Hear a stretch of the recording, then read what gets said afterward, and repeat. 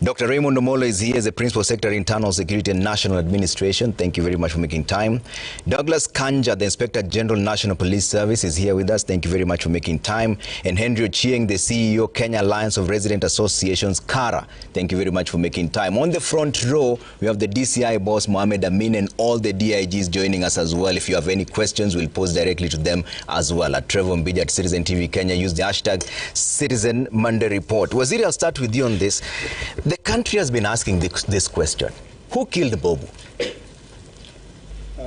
First of all, let me say thank you very much for inviting us. I think it is courteous to appreciate this very noble initiative that is unique. We apologize for that slight technical hitch. We'll fix your microphone in just a bit, but let me bring in the IG on this. IG, same question. Who killed Bobu? Thank you very much, Trevor. Let me start by, first of all, sending my condolences to the family, friends of the late Bom, the Wakili. Let me say this. Investigations are on progress, currently on progress. The DCI, I have directed the DCI that we need to move with speed.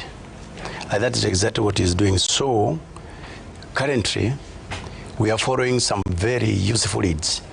And I know sooner than later we are going to get those who committed that heinous crime. Thank you, Trevor. IG, you say sooner or later. The longer this takes, the more there are fears that will join the list of unresolved similar killings, such as Jacob Juma, George Mushai, and Chris Musando.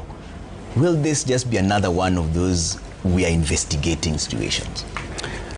Trevor, you know, first of all those investigations remains active. They are simply active. We have not closed those files until we get those who committed those heinous crimes against all those you have mentioned. So meaning that we will not rest until we get to the bottom of that. So even the case of the current case of Wakili, investigation on progress, as I've said. The same case applies to the rest. And in fact, at this stage, I also want to appeal to the Kenyan people, especially those who would be having any kind of information that can be able to assist the National Police Service, and in particular the DCI, in unraveling that one. We welcome them very much. Have you arrested anyone, IG? So far, we had arrested 3. But they were again cleared by the investigating teams. But as I've said there earlier, we are on hot trail of some very, very useful leads. And we believe that we are going to get the culprits who actually committed that crime. And the DCI actually can see and they can be able to add on that, the kind of investigation that we have. Absolutely. DCI is here, and let me pass a microphone to him to give us an update of where we are. And let's have the microphone come to the DCI boss. Mohammed Amin is here. The IG says that he told you to hasten that investigation. How far are we, DCI?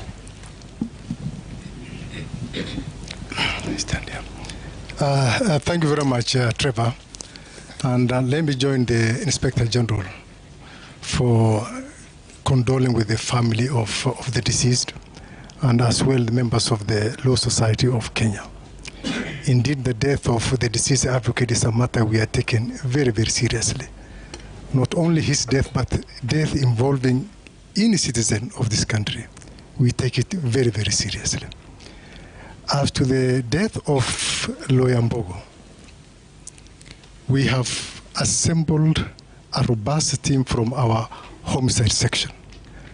Actually, Trevor, as I was coming to this studio, I've left my team of detectives sifting through the evidence, and they are working over that even as we talk. Like the IG has confirmed, we arrested 3 persons of interest to us, but after subsequent investigations, we released them, but they still remain persons of interest to us. So we have some very, very good leads that certainly I will not disclose due to the sensitivity of the matter under investigation and the fact that it might prejudice our investigations. But apprehending the killers is a matter of top priority for us, and I would like to assure Kenyans that sooner or later we are going to arrest all the persons behind the arrest of the deceased advocate. We understand that this is a security operation, but how many are you following? How many suspects are you looking at? And the camera is on the other side. Well, at this point in time, I may not be able to say we are following this number of suspects. They could be 1, they could be 2, they could be 10.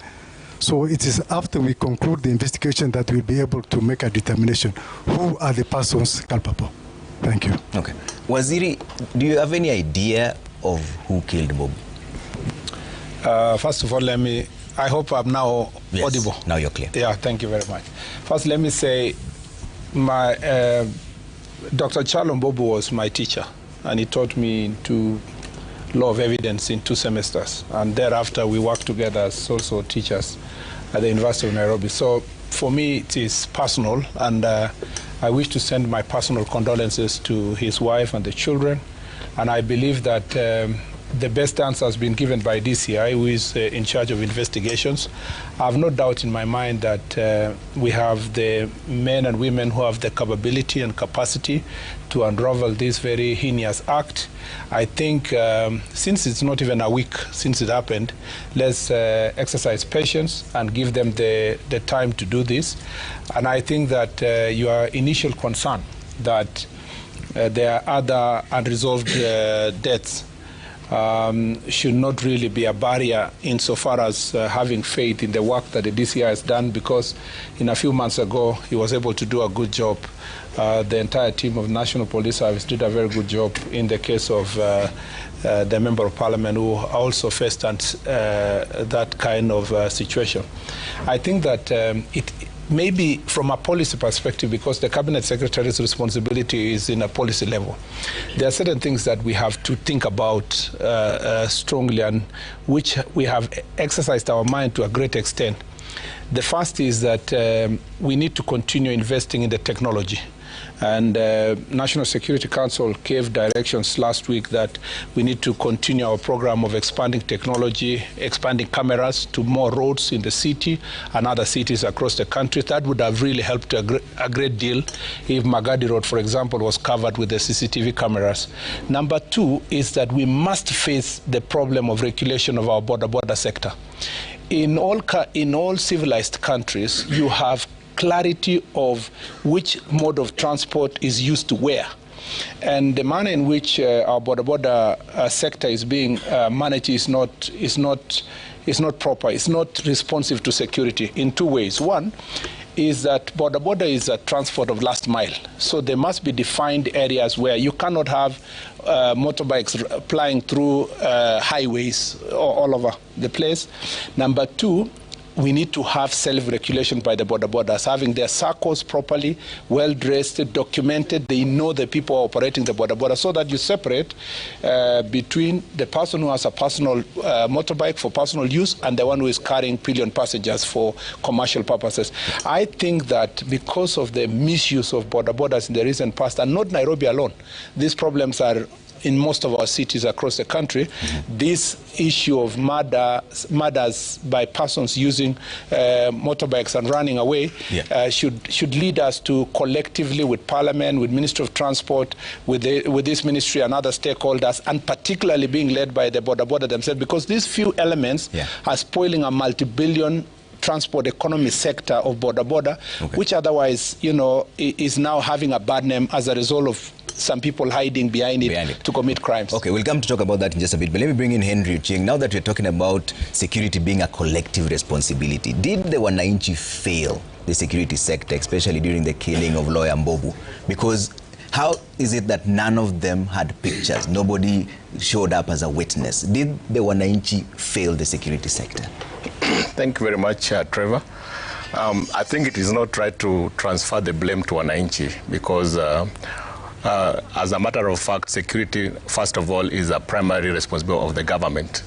And like Waziri has said, there are certain lapses that were clearly missing that led to what the current challenge we are facing. For instance, I think there's been report that the CCTV for that particular area was not working, and that's a failure of technology. And this is not the only incident that has come in the recent past of high profile. I think there's the one for the MP the other day, which happened, and many others that have happened. And like you said, we are yet to get a conclusive resolution of this kind of initiatives. So I agree that there's the aspect of collective responsibility in terms of addressing security challenges. But I think in incidents like what we have right now, the police has the primary responsibility and the primary mandate to make sure that we get to know what the truth is. As communities, we are always looking at ways and means of making sure that we partner with the government to address security concerns, because security is a very key imperative even in our decision on where we live. And if you look at the aspect of resident associations, majority of resident associations were actually formed because they wanted to make sure that they're in charge of their neighborhood as far as security is concerned.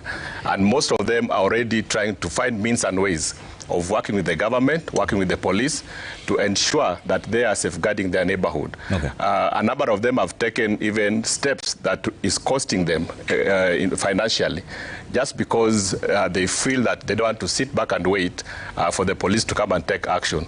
We do appreciate that, for instance, the ratio of police to the citizen is about one police officer to 518 or 500 to 518 citizens. Yeah. That is way below what is recommended of 1 to 450.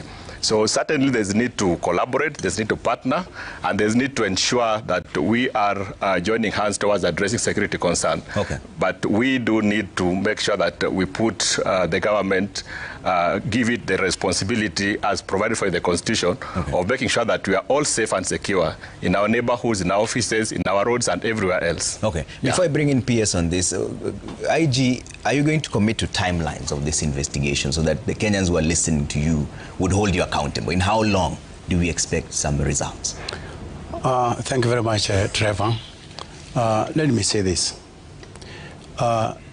Investigation is a process whereby, as the DCI has said, he has set up a very, very strong team with the necessary capabilities to ensure that that particular matter is unraveled. At this stage, I cannot give a timeline, but as I have said, he is under instructions to move with speed and settle that issue and bring to book those who have committed that heinous crime. So the issue of timelines at this stage, we cannot really provide. But as he has said, once we get we lay our hands to the criminals, then from then on we can be able to say that yes, this is the timelines that they can be able to take. Thank you, Trevor. Okay. PS, let's handle some administrative issues with you. Are the police well equipped to deal with these investigations? Do they have enough resources? Because you're the accounting officer. So first of all, Trevor, one is that one of the first things that His Excellency the President did when he came into office was to give the police, the National Police Service, the financial autonomy. So that then, in terms of operations, it's the responsibility of the Inspector General of Police.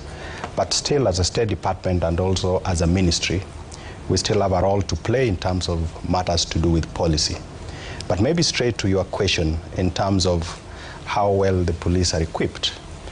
The truth is that there's been a serious gap over the years in terms of our investment into the police service.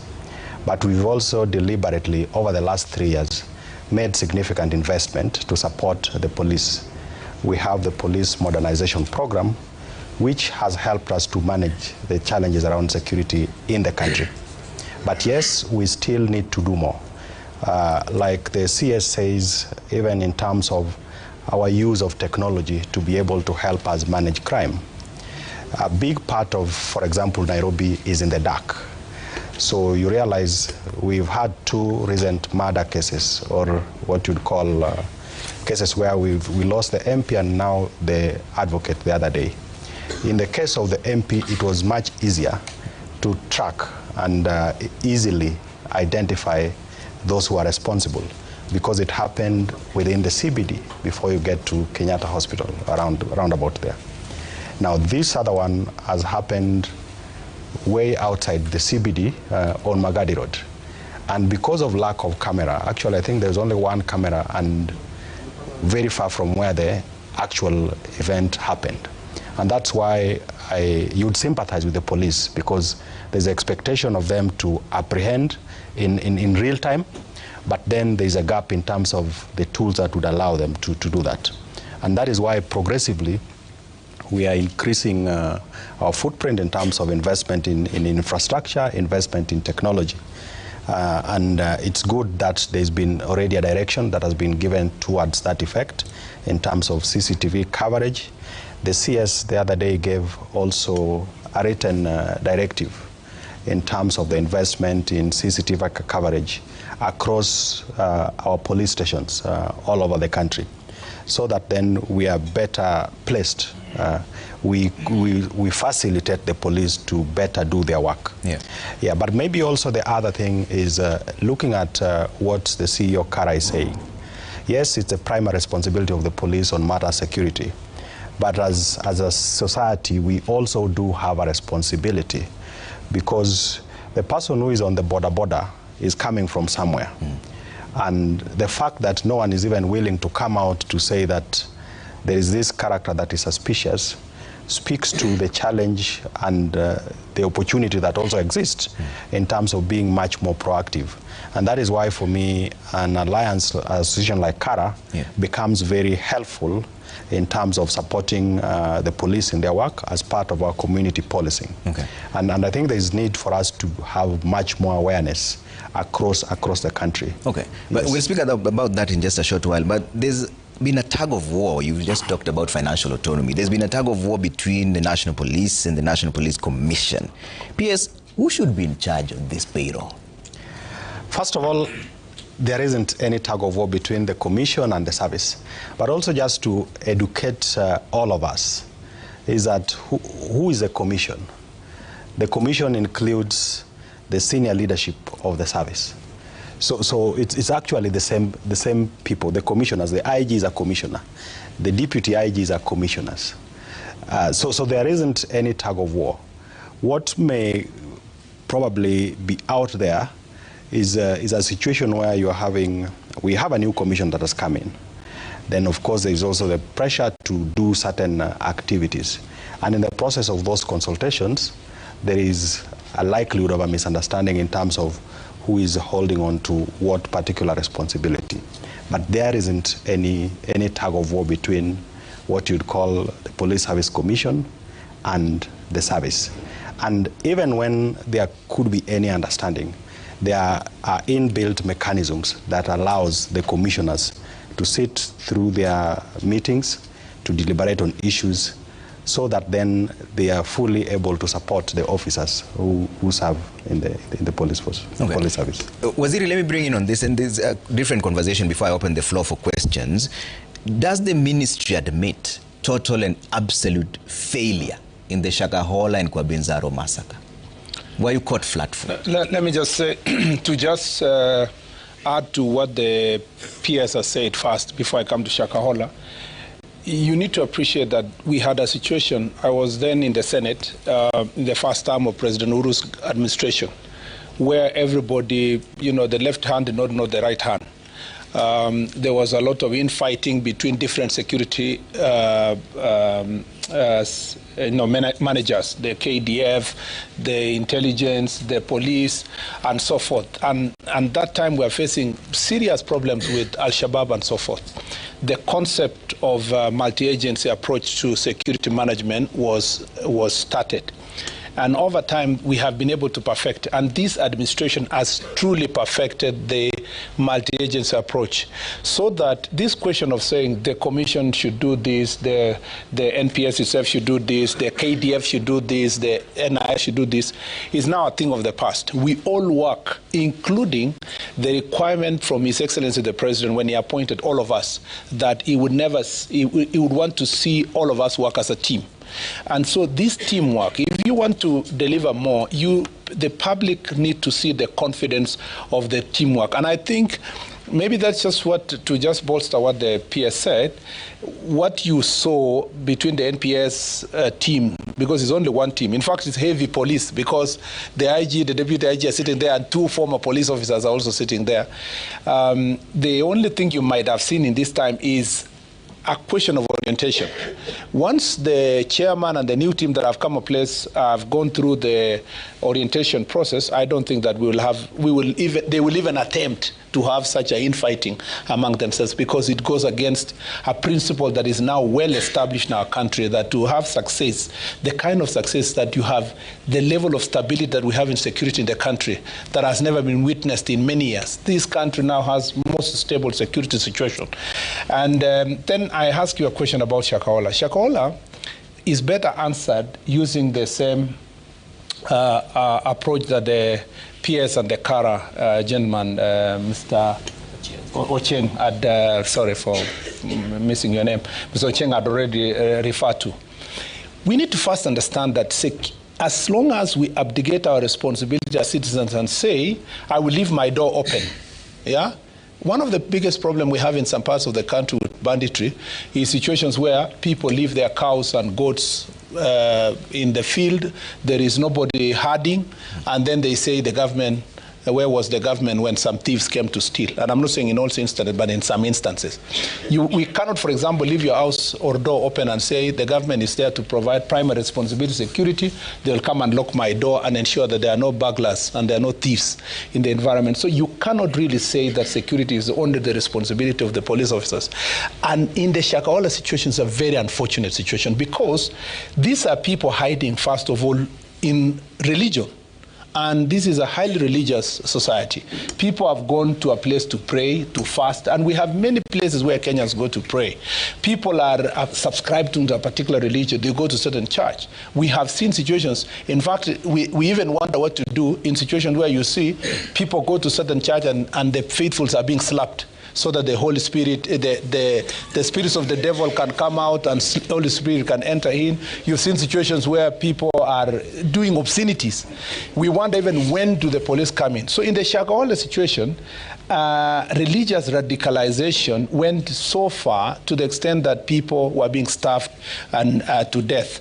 Now, from 2019, to 2022, when this administration came to office, it took the shortest time possible for this administration, working together with the security team, to unearth the problem of Shakahola. And then that was sorted. It has not even been sorted.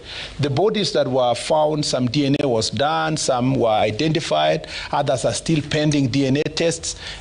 Suspects were arrested. The main suspect is in prison. And then a few months ago, you discover the guy is still in prison because he's in remand. He's not been sentenced. He has access to phone.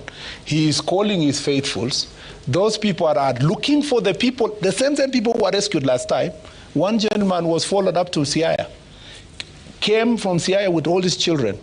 Another one from Viga came with his family, all the way to the same Chakama Ranch in Kwabinzaro. Again, even if you want to blame the police, they have come, they are in a compound, they live in an estate, sort of a place. By the time you discover that inside there, people are being starved to death, it is far too late. And remember, in that situation also, it is because of the experience that we got in Shakahola that at least there was some information that was established to bring this connection. So I must say this, without really shifting blame, that to deal with religious radicalization will need a whole society approach. There must be, how can people leave your home? What happened to past African tradition where people ask their relatives where they are? How can someone leave all the way for about 1,000 kilometers and nobody asks any question where they are with their children? Okay. We need to look after each other, and we need to be good neighbors so that we can share this information. Number two, the report that was done by the Musimi task force that was established after that recommended that one of the things that needs to be done is for religious institutions to do self-regulation, because people are fearing also heavy government presence in religious regulation. And so religions are expected to do this. And also the bill that is being drafted and under the leadership of the PCS office is also being worked out to see how best religions can be able to regulate themselves. Okay. So it will be Shakaola today, but there is another religion in which corner of the country, there's another religion in another corner of the country, but we'll continue perfecting our efforts to deal with these issues, and we need everybody's support. Okay, let me bring in Henry Ching on this as Kara, and I need to take a quick break, but just a quick response from you. Is that another failure of the Kenya Alliance Residents Association? Because CS is saying, how can somebody live 1,000 kilometers away? Nobody's reporting a missing person. Nobody says that they were practicing religious radicalization, so to speak.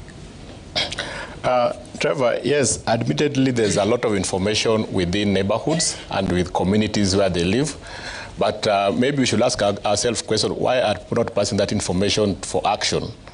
So the truth is that there's trust deficit between the police and the communities, and it's probably because the community feel that maybe if they pass information, it will not be acted upon. Or we've had cases where you pass information and then the following day, the same person you reported comes to tell you that he's aware that you passed the information. So there's that element of trust that is lacking between the community and the police, which we really need to work on. I can confirm to you that there's very huge goodwill from the community in terms of supporting the police and working with the police. But we need to address how are we going to ensure that as we engage and as we work with the police, we are actually confident that the information we pass will be acted upon, and also the information we pass will not be used against us at some point. Okay. So that's an element that has to be addressed very conclusively. So the concern is the trust deficit. Okay, yes. I have to take a quick break here on the Monday Report. When we come back, we're continuing this conversation. The entire interior leadership is here with the CS Murkomen, PS Raymond Amollo, Douglas Kanja, the Inspector General, DCI Boss Mohammed Amin. All your questions will be answered this evening right after this break. By a show of hands, how many of you have questions? Let me just see that and see how. All right. That means all of you asking the questions in just a bit. The next session is dedicated to all of you to ask all the questions you may have to the entire leadership of the Interior Ministry. For the first time ever on national television, they're here with us on the Monday Report, and we're giving you back the microphone. We'll see you in just a bit.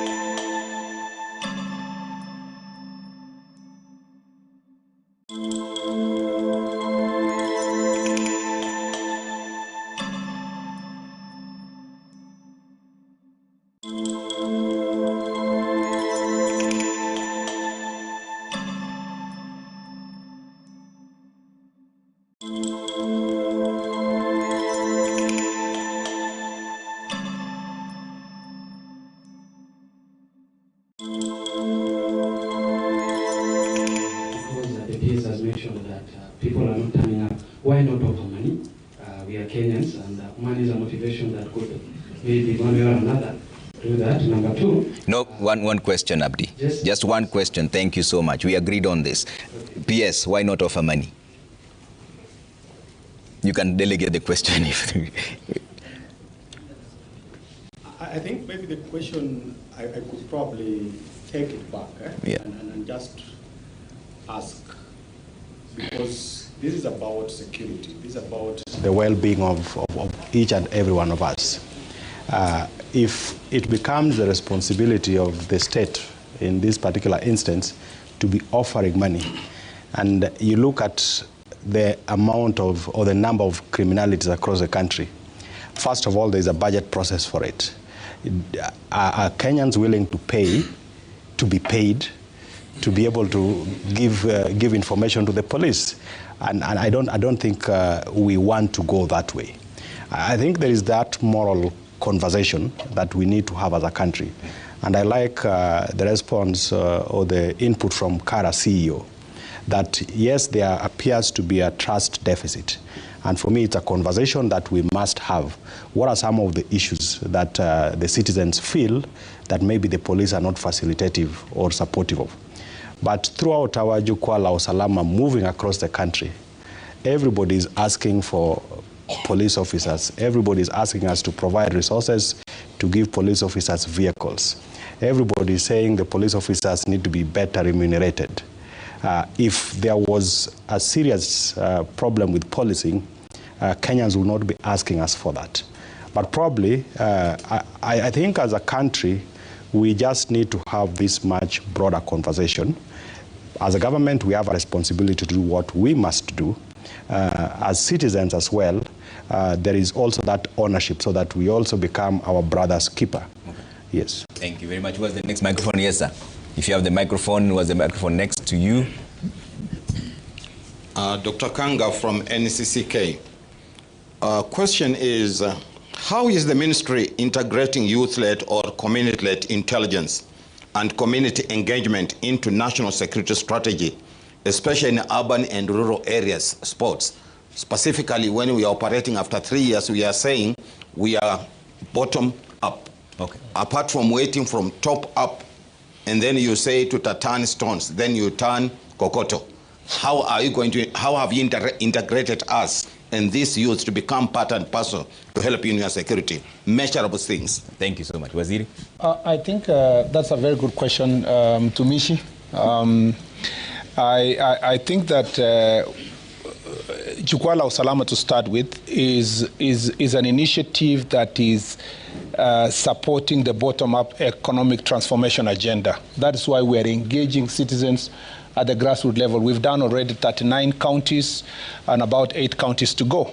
And throughout these Jukwaa la Usalama sessions, we've had very robust feedback from the citizens, and we've even resolved certain problems in place. During also this Jukwaa la Usalama, we agreed on certain policy directives that are helping bottom-up engagement, especially for young people. One, we've said that at the sub-county level, the sub-county security committee must incorporate the leadership of border, because we've realized border is a very important sector security-wise across the country. So they must incorporate leadership of border to their security meeting. They have very useful intelligence. They operate day and night, and they enter places that rarely many people go. We've also said student leaders must be invited to sub-county security committee meetings. Why? Because these are new. Most of them are new to the locality. And you have a population of 10,000, like Sigalagala, it was about 15,000. If you go to Kitale Technical, it was about 12,000. If you go to many other places, new universities that have been established and colleges create new populations in rural areas.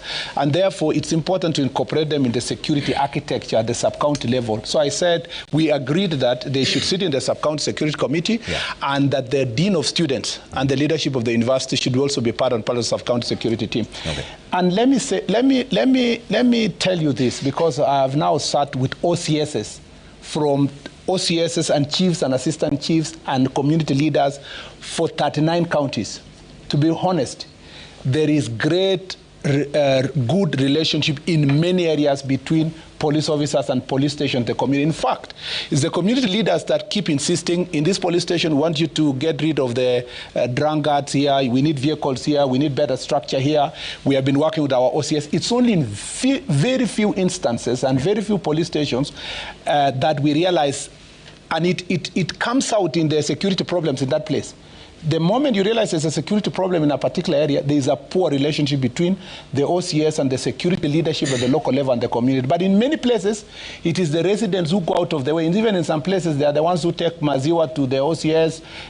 They sometimes even changa fuel when the 450 allocation we give per month is over, because they support and they believe in their security place. So I don't think that it is true that Kenyans don't like police or they don't have good working relations with the police officers. To the contrary, it is actually largely supported by the communities, and where they have worked together, it's fantastic. Yeah. IG Waziri says that there is a good relationship with the police. However, an IJM report indicated that 4 out of 10 people have had a bad experience with the police officers. 70% of them have reported that there is issues in the police service, one of them being corruption. How do you restore trust when the people themselves have complaints against your men in uniform and women? Okay, thank you very much, Trevor. Let me start by saying, first of all, security, despite the fact that the government provides the primary, security, but I must also hasten to say that security is a shared responsibility between the people and the security providers. And, as has been explained there earlier by the CS, this is also provided through the multi-agency spectrum. So what is happening is that the security sector engages the community through community partnership, so that you can also be able to benefit directly from the community, and the community can also benefit straight from the policing services. And that is why even Waziri has said it, that in most of the areas that we have visited in Jukwaa la Usalama forums, it is actually the community who actually supports and engages the police officers. There are few instances where there are some challenges, and those are some of the administrative challenges that we are dealing with. But we have, and in fact, myself as the Inspector General, I have received calls from throughout the Republic, people requesting that their home station be provided with the transport, because that is an area they see as it is impacting negatively in the provision security services. So a clear indication that the local people, the community themselves, are willing and partnering actually to work with the police. That is why they go ahead and speak on behalf of the local police. So this issue of deficit in terms of trust between the community and the police, yes, it is there, and this is something that we are continuously working on. Trevor, I want to say this. In our strategic plan, for example, automation is the main thing, whereby we want to move in that direction so that we can be able to engage the public more by digitizing our services, so that we ensure that more people can be able to access our services in a manner that is easy, efficient, and effective, and also where we also reduce unnecessary interactions, so that we can be able to enhance in that particular direction. There's a lady here with the question. Let's give it to one of the ladies who have the microphone. Let me see. Yes, there. Yes, go ahead. My name is Victoria Danu. My question is on the technology, the CCTV footage. How will the government fund it, and how are we going to ensure the digital records are not tampered with and they are well maintained? Okay. PS or Waziri, you can pass it across the both of you. Pass it to Waziri. I think that first, that's a very good question. Kenyans are always very concerned about promises that are not accompanied by a budget. And so, as I said in this show, it's an area that, as you know, His Excellency the President really is pushing for digitization of services. There was already an IC3, the communication system that had been established in Nairobi that really helped to deal with crime in Nairobi and Mombasa. And the contract ended somewhere in 2019, if I'm not wrong, in 2019. And so a part of the directives that were given under the leadership of the President by the Security Council is to now think through the best ways of financing a more robust security surveillance system that covers the entire country. And that conversation is in very advanced stage. We should be able to give directions to the country in another 2-3 weeks, and then source the resources within the budget and other mechanisms innovatively, like we've done in other areas, in roads, in sports, and other places, so that we can finance our security. One of the things that has impacted negatively in our security is the failure to historically invest, so that when you sit down here, you see some of the things that Kenyans are asking are things that we should have done in 2010, about 15, 20 years ago. Now the pressure is on one administration to do everything in a very short time. And we must continue thinking innovatively on how to finance. And I appreciate, Danu, your question that you are concerned about financing, so that then our promises are accompanied by the resources that we are giving. All right. Another question. If you have the microphone, go ahead. Yes. My name is Bill. My question is directed to Mr. Kanja. So as enforcers of the law, you are expected to comply with court orders, and this is in relation to the High Court order that barred use of masks and plainclothes police. So can you promise us today that we will never see that happening? All right, IG. Okay, thank you very much, Trevor. And that's to me, that's a very, very good question and a positive one. Let me start by saying this, that number one, when I took over as the Inspector General, I made a promise that we are going to operate within the frameworks of the law. And it is true that we have a huge service, a service that consists of over 100 police officers distributed throughout the Republic of Kenya, providing security. So what I'm trying to say is that we follow the law, we follow the directives that we issue from time to time. We might find a case or two. These cases, we deal with them because there are various mechanisms that are provided for by the law, by the regulations, on how you can be able to deal with those who breaks the law, those who don't operate within the frameworks of the law. So I want to assure you that this is a service that obeys the law. Thank you very much, Trevor. Let's pass the microphone to the DCI boss. I think it deserves a more explanation on that question. Yeah. I think his concern was deployment of police officers who are not in either uniform or they're wearing masks. Let me tell you, that order is subject to interpretation, because we will not allow our police officers to put their lives in danger by wearing uniform when they're not supposed to wear uniform. The police officers, many people think about police officers only because of protests. Police officers are dealing with Al-Shabaab in border counties. They dress the way they should to camouflage, to protect themselves and to protect the citizens of Kenya. Police officers are also not just the police officers you see in uniform on the streets. Police officers include DCI. All the DCI have no uniform, because there is work they should do. They should be able to enter certain places as they do investigation. But Waziri, the question is specific on protests. No, yeah, that's what I'm saying. Are they supposed to wear that's what I'm saying. And the court had said that they shouldn't. It is important to appreciate that even in protests, the police officers who are DCI have no uniform to wear. So they are automatically in plain clothes, because there is no uniform for DCI. And yet they are deployed inside Wananchi to protect Wananchi. But should they also be masked? Well, if it is necessary for them to be masked to protect themselves, it will be necessary. But in this, no, let's face it. If it is important, because I see citizens who are masking themselves in protest to protect their identity. But the court ordered that they shouldn't. No, the court, and others are saying, this court order is subject to interpretation. And what is your interpretation? My interpretation is that what the courts wanted to protect, because you have to look at what is the end results. They wanted to ensure that any police officer who will commit excesses, shoot somebody, or they hurt someone, beat someone, must be able to be apprehended. And there are other ways of doing that without putting the life of the police in danger.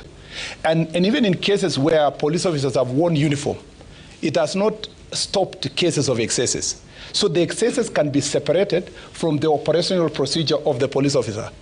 That for sure, because but Waziri, you need to ask yourself, Trevor. You're a Ministry of Law and Order, Waziri. The court says do not wear masks. Then why are you interpreting this? Why not just don't wear masks like the court has said? All legal decisions are subject to the interpretation. But your interpretation is inadvertently saying that they shouldn't wear, but they should wear the masks, which is directly contrary to what the court has said. It is the circumstance that matters. For example, that order says police officer deployed on the front of protests and blah blah blah should be able to be identifiable, to be seen, and should never conceal themselves, including or should not wear a uniform and so forth. Let me ask you now, Trevor.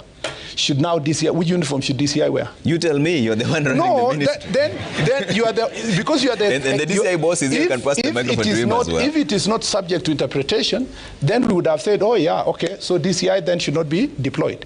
So the point is that it is subject to interpretation, because when the courts say don't deploy certain police officers and DCI is being deployed and they don't have uniform unless they have uniform, you have to come and now sit down and ask yourself what they mean. So is that a confirmation, Waziri, that the masked men were actually police officers? I don't know about the masked men. I don't know any mask, because I saw many citizens who were protesting and they were wearing masks. And I don't think they were police officers. Let's pass the microphone to DCI boss and have his say on this. And where's the microphone behind you there? Just pass the microphone to the DCI boss so that we hear what he has to say. Yes, the microphone is right there. DCI boss Amin Mohammed is also with us here. Mohammed, were those your people wearing masks? No, wearing uniform first. I think wearing uniform first. I think the CS has very, very well explained. Yeah, go ahead. The role of the DCI in situations of riots. First and foremost, DCI officers are police officers. The only difference between a uniformed police officer and a DCI officer is that the uniformed officer is wearing uniform and a DCI officer is operating in civics. But we all have a duty and responsibility to make sure that life and property is safeguarded. Secondly, Trevor, while I'm still on the mic, one of the participants alluded to the fact that they requested for financial inducements. As DCI officers, as officers of the National Police Service, we have partnered and we have forged a very good working relationship with the members of the public. We have our Fichua kwa DCI platform, and we receive lots and lots of information from the members of the public. So sharing information with the law enforcement officers, in my view, is a civic responsibility. It is a moral responsibility. I will not even share to say it is a religious responsibility. Why would you see somebody being murdered in front of you and you fail to share that information with the law enforcement officers? So my appeal is for the members of the public, please, wherever you come across any incident, any crime being perpetrated, please feel free, because you are part and parcel of our national policy. All right. There were some issues, Trevor, on the aspect of the CCTVs. Yes, the CCTVs they aid us in our investigations. But that is not the only tool that we use in our investigations. We have several investigation techniques and methodologies.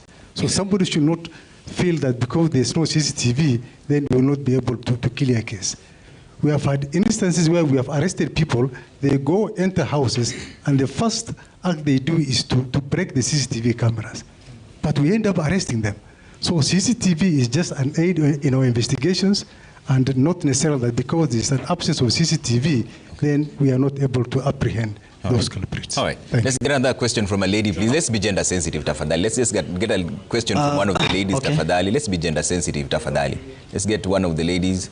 I can tell from here that you're not a lady, but we can discuss that. Yes, madam. Good evening. Yes. My name is Mogesi Maroa.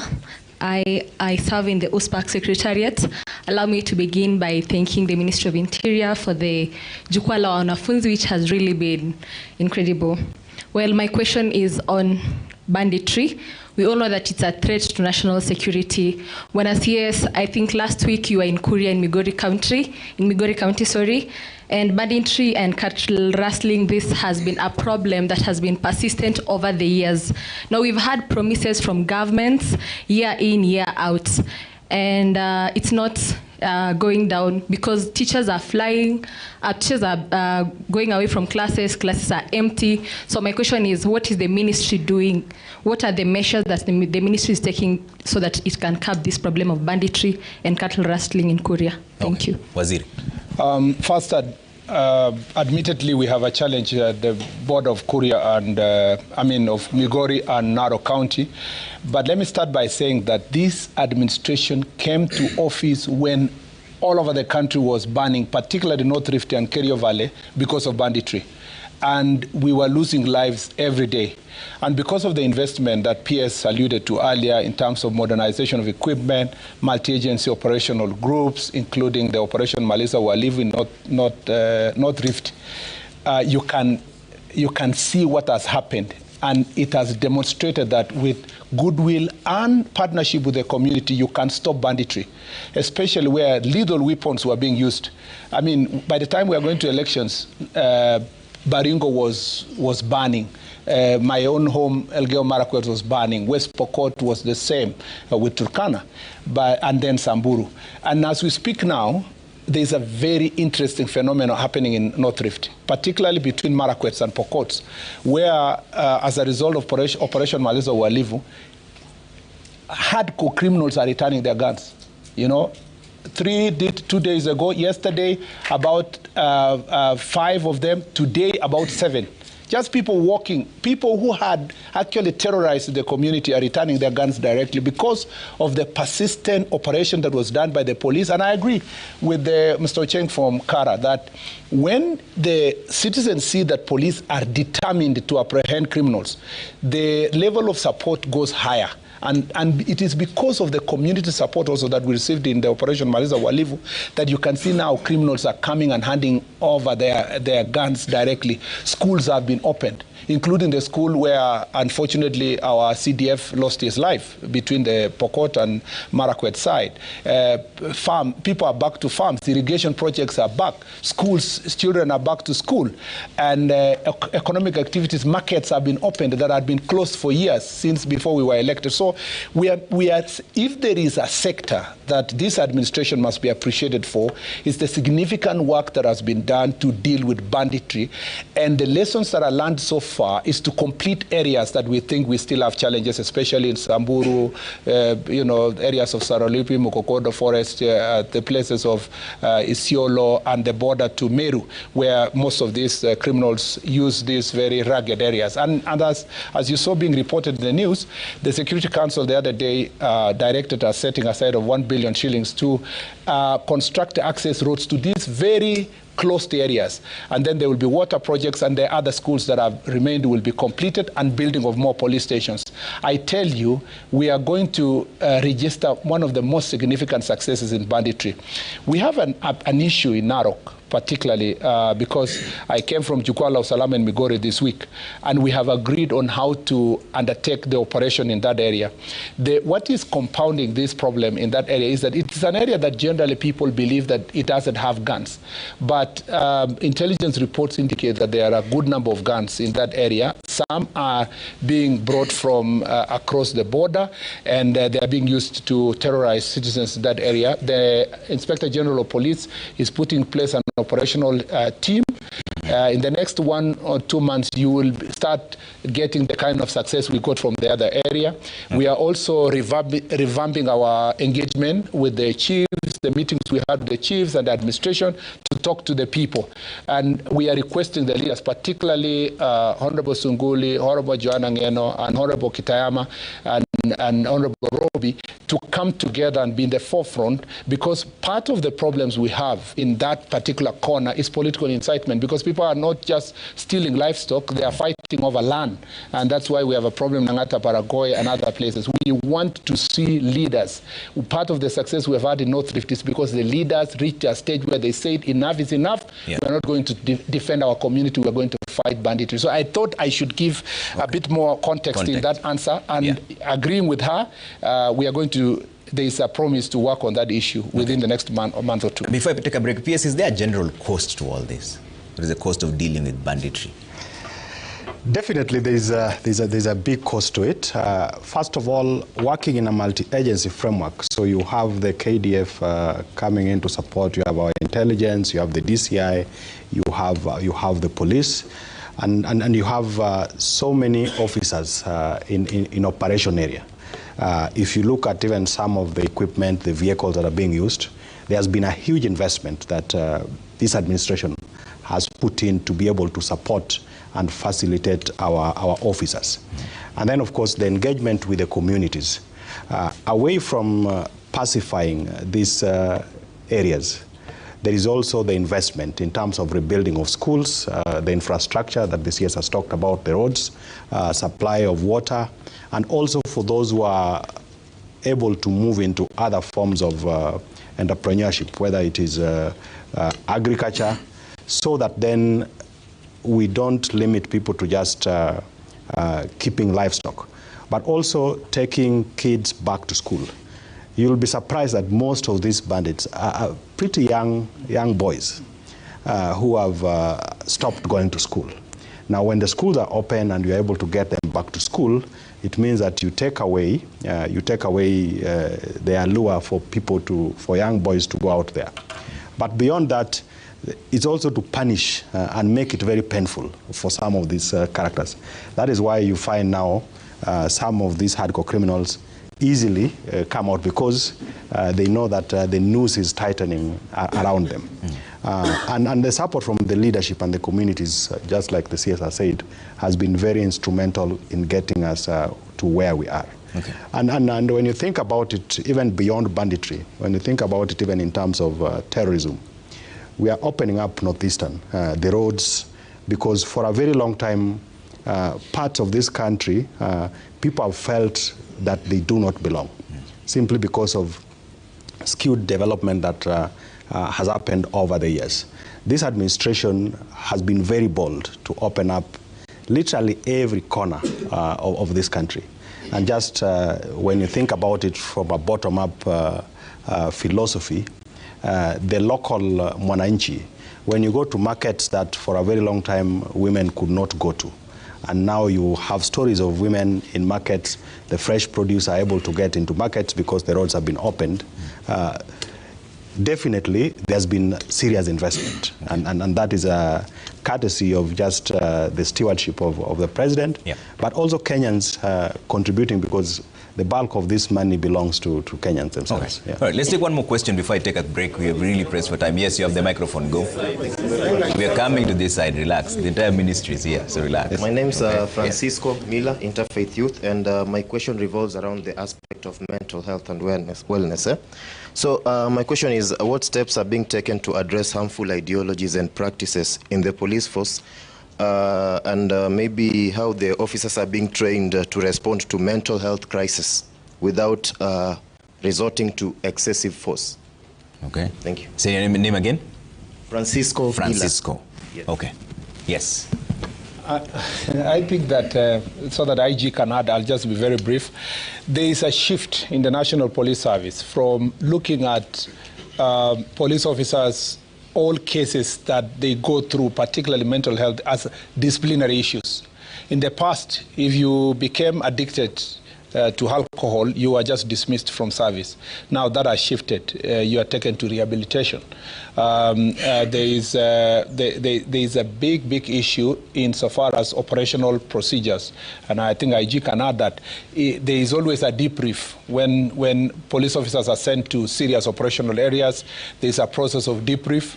I see also greater investment now on councillors, and I believe in the next recruitment, councillors will be part and parcel of the people being recruited, because even in the Jukwaa la Usalama there is a demand, not just for the police, there's also demand from GAO officers that we need more councillors stationed at the sub-county level so that they can reach out to many people, because this is an area that people are operating in very difficult circumstances, facing challenges like banditry, terrorism, and so many other things, dealing with murders, counseling, GBVs, and so forth. So mental health is the new shift from National Police Service, from the past where people are just saying this person is like this and he should be dismissed from service or be ignored. In fact, in the meeting that we had with the OCSs, I reminded them that by failing to deal with the officer within your station, to deal with their mental health within your station, you are actually putting your life in danger, because this person has a gun.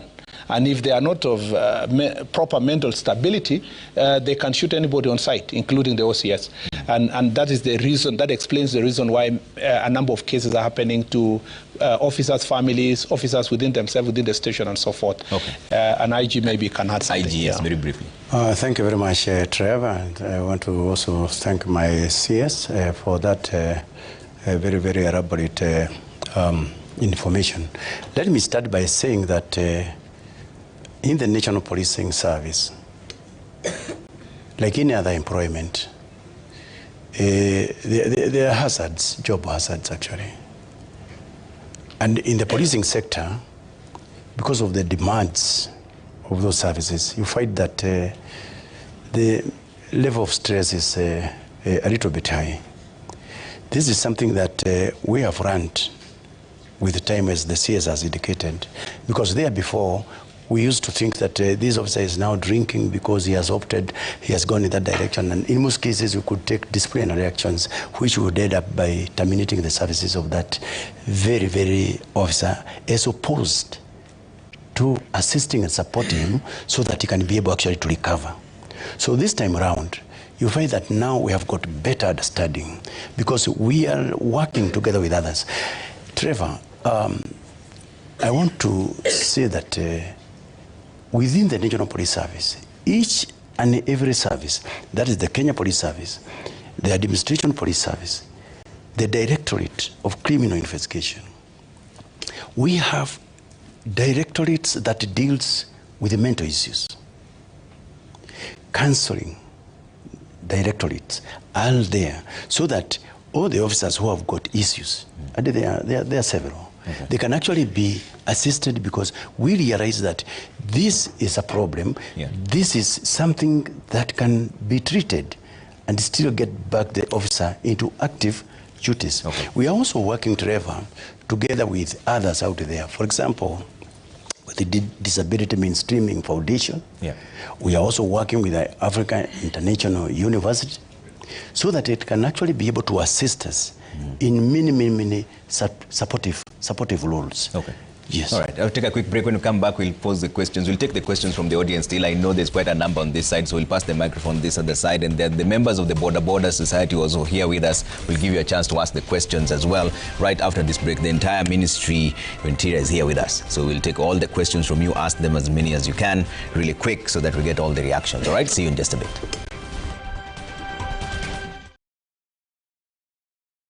All right, thank you for staying with the Monday Report. The discussion continues even during the break. The entire Interior leadership is here and we're asking them all the questions in your own way. We're giving you back the microphone. We're trying to squeeze in as many questions as possible. Let's go straight to the audience and ask the question. Yes, sir. Start with your name and straight to the question. Yeah, my name is Omwansa, son of Omwansa. I'm a student at MKU Law School, a student leader for all universities in Kenya.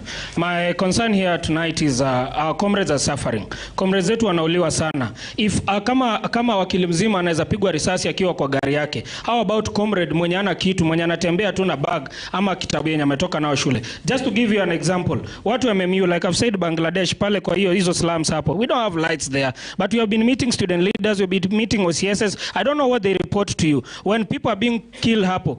Ukiangalia hapa Tuk, nimesema hapa kwa bridge, people are also being killed there. Kwenda nyumbani sahi ukiwa na all body parts ni bahati ya Mungu. Ukiangalia Kenya Mas kwa hiyo bridge hapo, we always have askaris there from 7 p.m. to 8:30. Na waangalianga sana, wakifika 8:30 washapotea. Comrades, huwezi pita hapo. Yet honestly we work during the day or we go to class, na jioni pia tunataka to extend tufanye mambo mingi. Enda Udhiru, Kabete National Polytechnic, roundabout ya Udhiru hapo, kijana wetu amenyanganywa mkono pale, sahi ako handicap maze. It's not really fair. So we're requesting the government, as you meet student leaders, as you meet the OCSs, me I'm requesting, please weka lights pale, weka askari hapo pia. They are trying at Kenya Mas. Enda KU, Kenya Market KM huko. Comrades cannot pass, na huko ndio wanatoka hostel penye wanakaa wanakuja shule. We are really suffering, bwana CS. If you help us at that, sisi tunashukuru na tunasema we will be able to support you as you had said. Thank you so much. IG, respond to that before we bring in CS. On the issue of patrols and police. Yes. Okay, thank you very much, Trevor.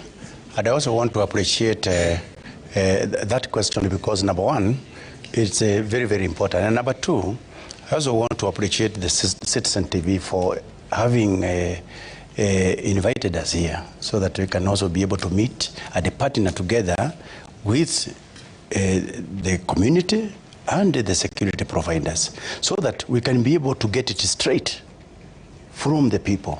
And I'm saying that personally I'm very happy from what I have heard that there are certain areas at certain times there are no police officers. Yeah, so these are some of the areas that we can be able to ensure that we revisit, we look at the strategies that we have put actually in place so that we ensure that we provide safety and security to all and sundry, including the students who are carrying on with their studies, whether at Tuk, whether at some other places. I want to assure you that all these informations, they are important to us actually as a leadership of the National Police Service, and we are going to deal and ensure that you are satisfied and you can actually be able to attend to your duties as required. Okay. Thank you very much. From a policy perspective, first of all, we will have Jukwaa la Usalama for Nairobi, which is the penultimate, the last one, next week Friday, and we'll make sure that we invite all the student leaders from the various universities in the Nairobi metropolitan area. But if you had my earlier answer, from our security engagement across the country, it's becoming very clear that there must be proper security or officers that are attached to institutions of higher learning, including colleges. And it is important that we have greater synergy between the National Police Service and the security managers in the university, and also involving the students. This conversation we're having with you here should not have waited until we're here. It is possible to get the student leaders to be part of the sub-county security team. And the IG has been trying to increase the number of sub-counties where we have OCPDs within Nairobi so that it can cover this issue. With this level of involvement, it should be able to get us solve this problem at a local level. And lastly, is that in terms of strength, the reason why we are going for police recruitment soon, or about 10,000 police officers, is also to increase the number so that this issue of patrol is taken care of. It's also important that the Nairobi County government and the national government pick up the issues of light all over. But more importantly, we need to bolster this issue of security, the CCTVs in the city. The moment all these criminals realize that they are being watched, it will be very easy to deal with this issue. I believe it's something that can be resolved, and those are some of the policy discussions or the thoughts. I used to be a student leader, and in my days when I was in Parklands campus of the University of Nairobi at that time, there were very few law schools, we would walk from main campus to Parklands, and there was no issue. You'd walk even midnight, late night, and so forth. But because of the numbers, the many things that have happened in the city, it's important to restore that level of security for students to not to be confined. If you are an architecture student, for example, using again University of Nairobi, you would spend a lot of time in ADD for almost the whole night. By the time you are going to your hostel, it's about 3 or 4 in the morning. So it's important to make sure that the city is safe for any citizen to walk anytime at night, and we will work on that. All right, let's talk about the border sector as a national security issue. And the chairman is here. Kindly pass the microphone to the border team so that we also hear. Pass the microphone to the chairman, and then I'll give you the microphone. Okay. Let's have this microphone to the border chair, then it will come back to you. All right. Kindly pass the microphone to the chairman of the border to talk about this issue of the border as a national security issue and the reforms that were brought in place. Yes, start with your name, sir. Thank you very much. My name is Ken Onyango, the national chairman for Central Organization of Border Riders. Trevor, one thing ambaye nataka kusema, which is very, very important, the CS has gone around the country, and the good thing, it happened in Bungoma. The CS was, you saw it on the podium, the fragmented leadership that has affected the border sector. And the Ministry of Interior actually plays a very important role. When the CS was the Minister for Transport, he actually gazetted the County Transport and Safety Committee in all the 47 counties, which I sit in one of the board of the County Transport and Safety Committee, to address some of the challenges that you have seen. Recently, you've seen borders actually accused that they are banning vehicles just in case of an accident when it happens. One thing that I want to put across maybe in this meeting, because border is a very important component in our ecosystem in this country. But the most important thing is organizing border in circles. Because let me tell you, when borders are organized within circles, 100 or 200 borders within circles, they are able to self-regulate themselves and understand that this one operates from this stage, going like this and the other way. Compared to the way maybe the way the government maybe have tackled the border issue. So Ken, do you welcome the reforms that the government is proposing for the border sector?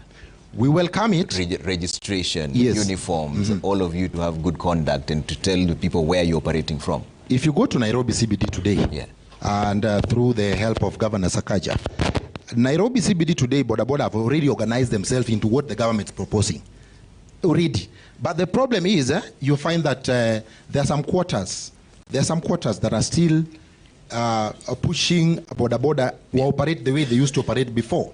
So we need the goodwill from the Ministry of Interior and sana this ministry. And the reason why we came in our numbers, the border in Murkomen, we came in a good number today because the Citizen TV invited us. We want the CS usukume na ile nguvu ulisukuma kwa Ministry of Transport. All the border riders to organize themselves within circles. But what goodwill do you require from the ministry if we cannot even get you to wear helmets? Your people do not wear helmets. You see the issue of helmet, and that's why I was actually directing you, Trevor, for us to go back to the issue of self-regulation, because the police cannot do everything. You cannot tell me today that the police will keep on chasing after border riders. I can tell you some of the police officers have lost their lives because border, when they find themselves in a situation where they'll be arrested by the police and piki yake in the police station. We were at State House the other day with the PS, and the president directed that all the border riders' bikes that have been impounded and are still at the police station be released. And the IG is there. Some of them have not been released, but I know that it's going to be done. The only thing ninaomba tu ya kwamba the Ministry of Interior itusaidie. Jukwaa la usalama that the CS has been going around the country, fanya jukwaa ya boda. So that usikie the same story that you've had in Bungoma, in Kilifi, and everywhere. In the same sector. All right, thank you, Ken. Yes, thank you, Ken. Let's hear from the IG. Why haven't the border been released as was directed at State House? No, okay, thank you very much, Trevor. That directive of the president is actually being implemented fully.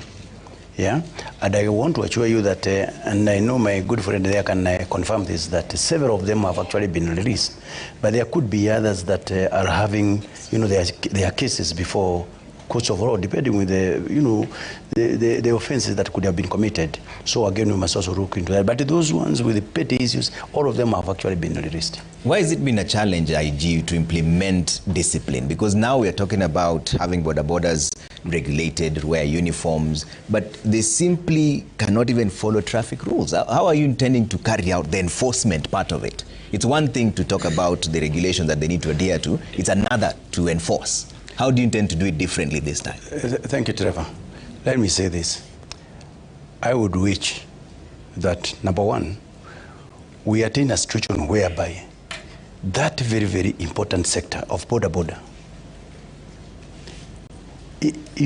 attains the status of self-regulating in a manner that we can be able, and we are working with many others, we can be able to work in a harmonious way, whereby these people, the border sector, can work with the policing service that here we have this challenge. We want you to assist with this. You see, that is what we would like, as opposed to the other way around, of doing things. Yeah.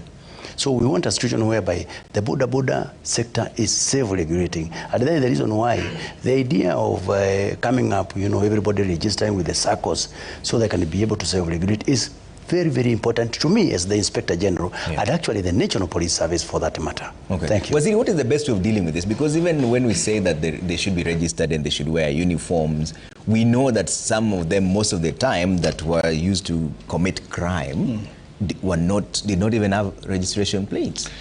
I think the first thing is first to register all of them in SACCOs. I think first the county's transport committees should function. And there is need for leadership at the county level, because transport is also a shared function, and the part of transport is devolved. County government must take initiative to ensure that the county's transport committees are working. Number two is that once you put them in SACCOs, then they get a license, and they get a license as a SACCO. So it becomes punitive for a member of the SACCO if they commit an offense. That problem can transfer to the SACCO as a whole, because if there will be repeat offenders, then you can be able to withdraw the license. The other issue is to ensure that going forward, we invest in technology so that there is a digital enforcement, where Nairobi, for example, the Minister of Transport was working on ITS, Integrated Transport System, that is going to be used for enforcement of traffic offenses, and it will be nice to infuse in technology. If you are not wearing an helmet, your number plate is captured, you get instant fines. If you are overspeeding, the same. If you are driving in areas that borders are not licensed to operate, you get the punishment. So if the ITS system works in Nairobi and Mombasa, and it already received funding after the president spoke to the government of China and Korea, I think that this is also one way that future. And finally, but how will it work in the villages? Finally, yes, that's where I was coming. Finally, why we need borders to be in their own SACCOs with their own uniform is because of what we saw in Kisii on 1st of September. And during the Jukwaa Usalama in Kisii, it was really a matter of great concern. What has happened? What happened in Kisii is that you will find the borders groups are being forced to wear uniform of certain political players. So everybody now is hiring a certain group of border groups, giving them their uniform, putting them on standby for political mobilization, and maintaining them to some of them are committing very serious crimes. They're actually facilitating gangs and goons. In fact, the Kisii story was so sad that there was a corner where people are being tortured. If you don't agree with certain political side, you are picked, you are tortured behind the scenes there, and it is generally known. The same issue, we had problems of gangs and border in western and other parts of the country. Let me say, if we leave it to the police, and that is where Kara comes in, if we leave purely to the police cannot manage the sheer number of borders in the country. Yeah. It will be required that we reduce it to a smaller unit, so that even when we're talking about police, maybe sub-county security committee, but county government is there, NTSA is there. This is a multi-billion sector. And again, I repeat, as a former Minister of Transport, the greatest potential that is in this border sector can greatly be harnessed and achieved. If we organize them in SACCOs, we will achieve more in security benefits. And then ensure then that the sub-county security team, the chair of the border group in the sub-county sits in the county security team, so that he's appearing as an ex-officio member together with, as I said, student leaders in the area and so forth. And we will get more intelligence report, we will protect their business, and we will be able to organize this sector away from criminal activities. Okay, let me hear what Henry has to say from the Kara perspective. Is this where you come in? Because you had mentioned earlier on that there needs to be a balance between community policing and the people as well. What is the best way of dealing with borders? Because they do come from the society. Perhaps I'll answer that question by giving an example of some of the practices that are taking place across most urban areas.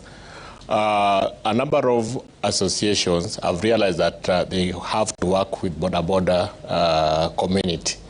So they've integrated them as part of their structure and part of their system. So we find that we have associations that are working very closely with the border operators. They've actually created mechanism of engaging with them, of communicating with them, and also even supporting them in terms of even providing the reflectors and all that. Because we do realize that we need the services for border operators. They are part and parcel of the community. But we also want to make sure that as we relate with them, as we get benefit from their services, we also address the element of insecurity that is a major concern across various neighborhoods. We have had reports, we have had information where border operators within certain neighborhoods are actually becoming sources of insecurity because they drive or they ride into an estate and some of them carry out surveillance and carry out insecurity activities. So proactive resident associations have gone a step ahead to make sure that they are finding ways of integrating them as part of their community and supporting them so that they can get their services but also address the element of insecurity. But overall, I think there's need to find a national way of making sure that we have regulation of the border.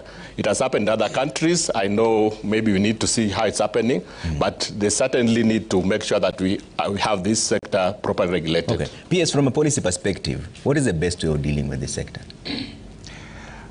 I think already there are proposals in terms of the self-regulation within the border sector. But as a government, we must work closely with the border sector to have real laws that then the people who operate in that ecosystem own, so that when it comes to implementation, it becomes easy, as opposed to leaving it, let's say, to border on their own, or leave it to us as government to be the ones who are running with the regulations and then trying to enforce. But then there is a lot of scope for use of technology, just like the CS has said. In the more remote areas, it's still possible to utilize or to make use of technology by way of, you still have where you can have cameras, but also the phones, so that if there are offenses, you can easily punish, but then also you are able to monitor who is moving from one point to the other. But also, even in a stricter sense, we must also be able to have a situation where we are also controlling access to certain places. In cities like you go to Addis, you'll struggle to see borders in certain spaces because you have walkways, people are supposed to walk because you don't want to have chaos all over. And I think those within the border sector, and my friend is here, we need to take stock and agree that in certain spaces, like within the CBD, for example, of Nairobi, I don't see a need for us to have borders there. But whether it is in the residences or out of town, they play a very big role. But then we just have to tidy the space, working also with the county governments, because they have a role to play as well. So when will that decision be taken to have borders out of the CBD?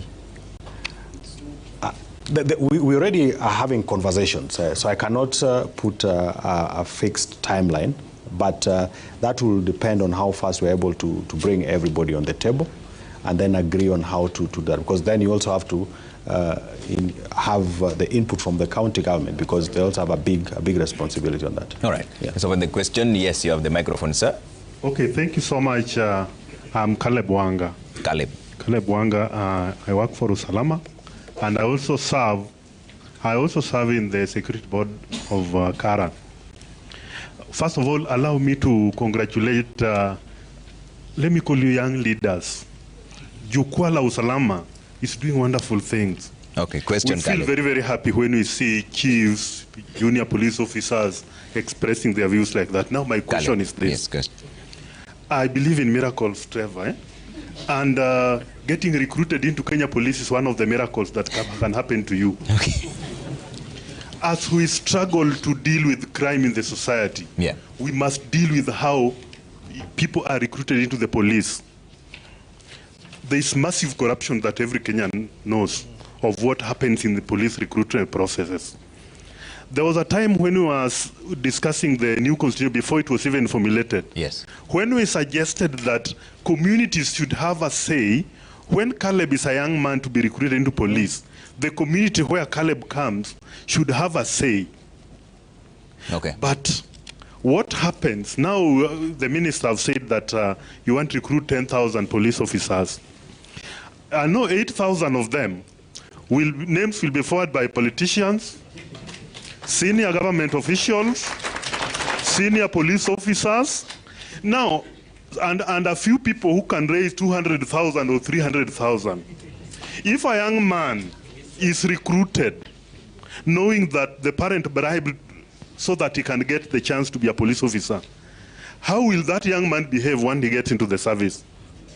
We are trying to do some things that might not help the society. These Kenyans are ready to support the government. Kenyans love Kenya. Can you make it work for the members of the public to support the police? Minister, we are hoping to see miracles in this year's recruitment of the police. Okay. Can we see miracles where young men walk into the recruitment centers without a godfather or a godmother, and then they are recruited? Okay. That person will serve the country with passion. All right. Thank you, Caleb. You get into the police itself. Now every young police officer wants to get to the traffic, because people go there to make money.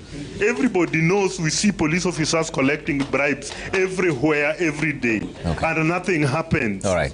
Thank you, Caleb. It's a state of helplessness. All right. Thank you Kindly so much. pass the microphone to the young man over there. We had agreed that we'll give you a chance. Pass the microphone to the young man over here. So, but as you're passing the microphone to him, let's hear what IG has to say about that in terms of recruitment and corruption.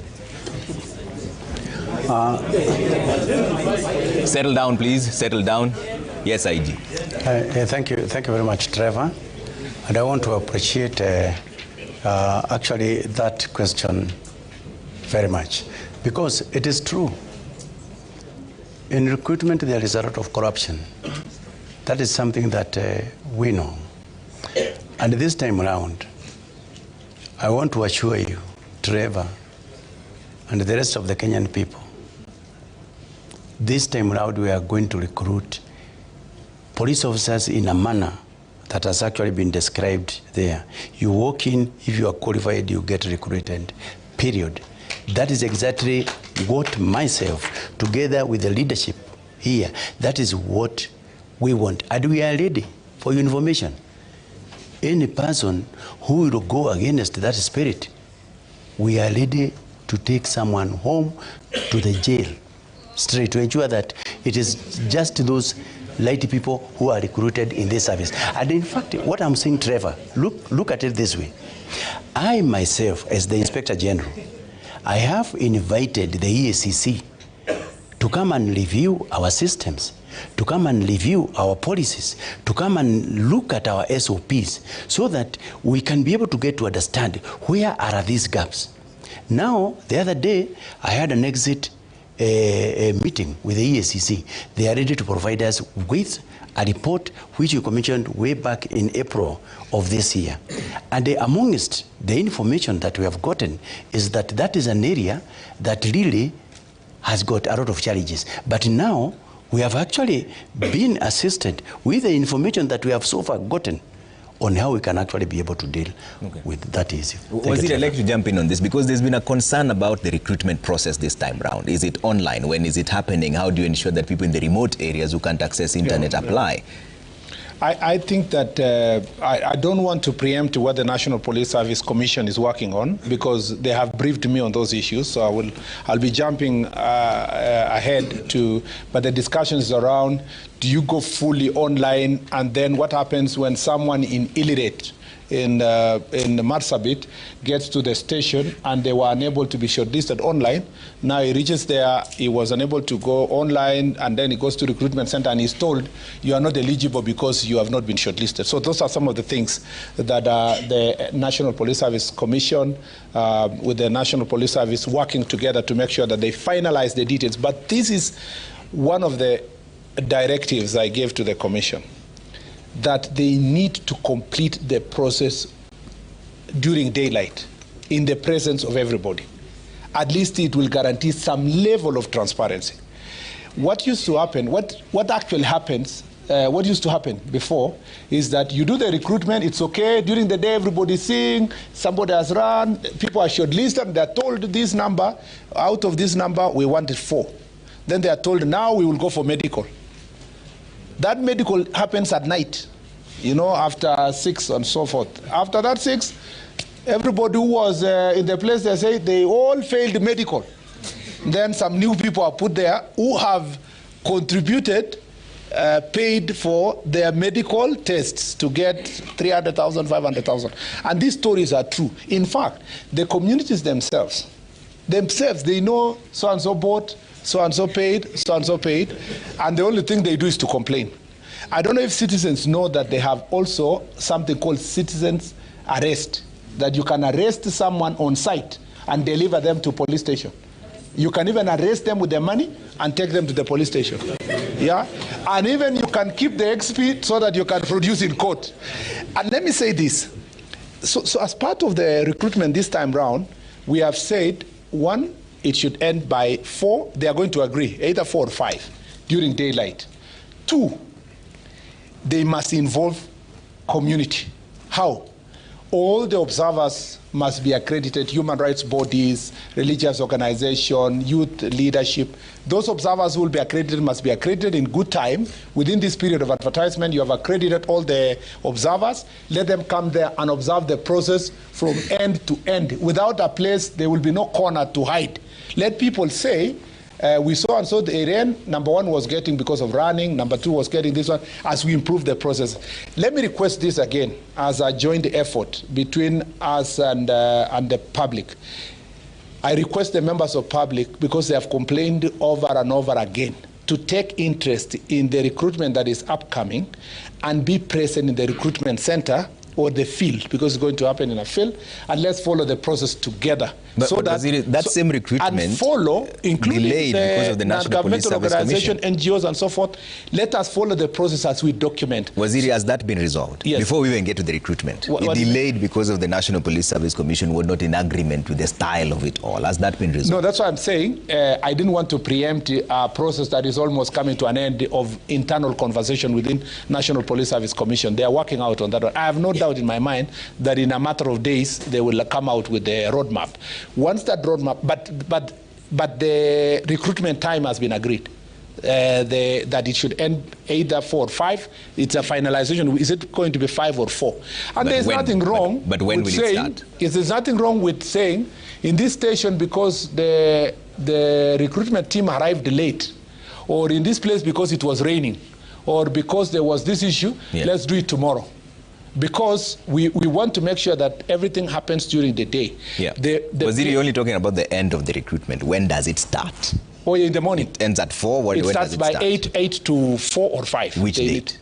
Oh, no. The day they will agree, the date will be announced. Okay. Because the days will be announced, and the recruitment centers will also be announced, and the time between 8 up to 4 or 5, as they will be agreed, and it will be part of those procedures that will be announced in a matter of days. Okay. And so I request Kenyans, we know the corruption is there. The gentleman has spoken to it. We know that in the traffic sector, we are very notorious as citizens of Kenya in violating traffic rules and then paying bribes for it.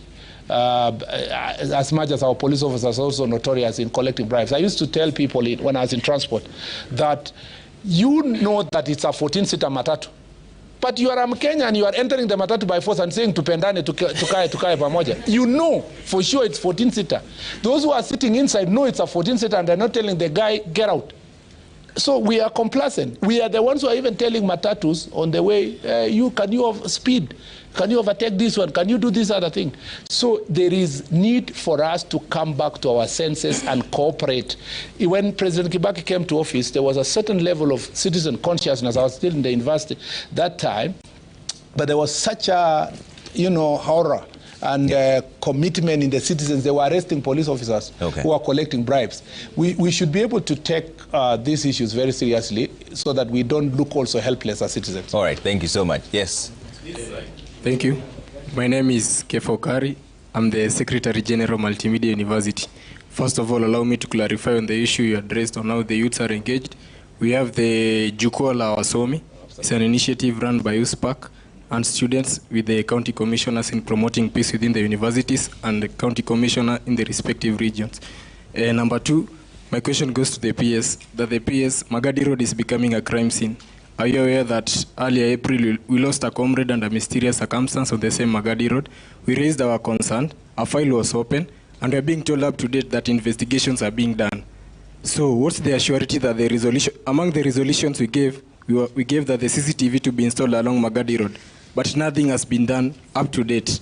So PS, what's the assurity that the resolutions even we are giving today, they are going to be met? Okay. Thank you, Kefa. The operations is with the IG, but there's a part of it that involves a bit of policy. So you can respond to that, and then IG will talk. Yes. Yeah. So maybe from the policy perspective, there is already the directive and the guidance on the installation, first of all, of CCTV cameras across all the police stations. And then there is a ICT program that is being run from the police headquarters that is providing coverage primarily for Nairobi and Mombasa, and we are working on its extension to the rest of the major towns and cities across the country.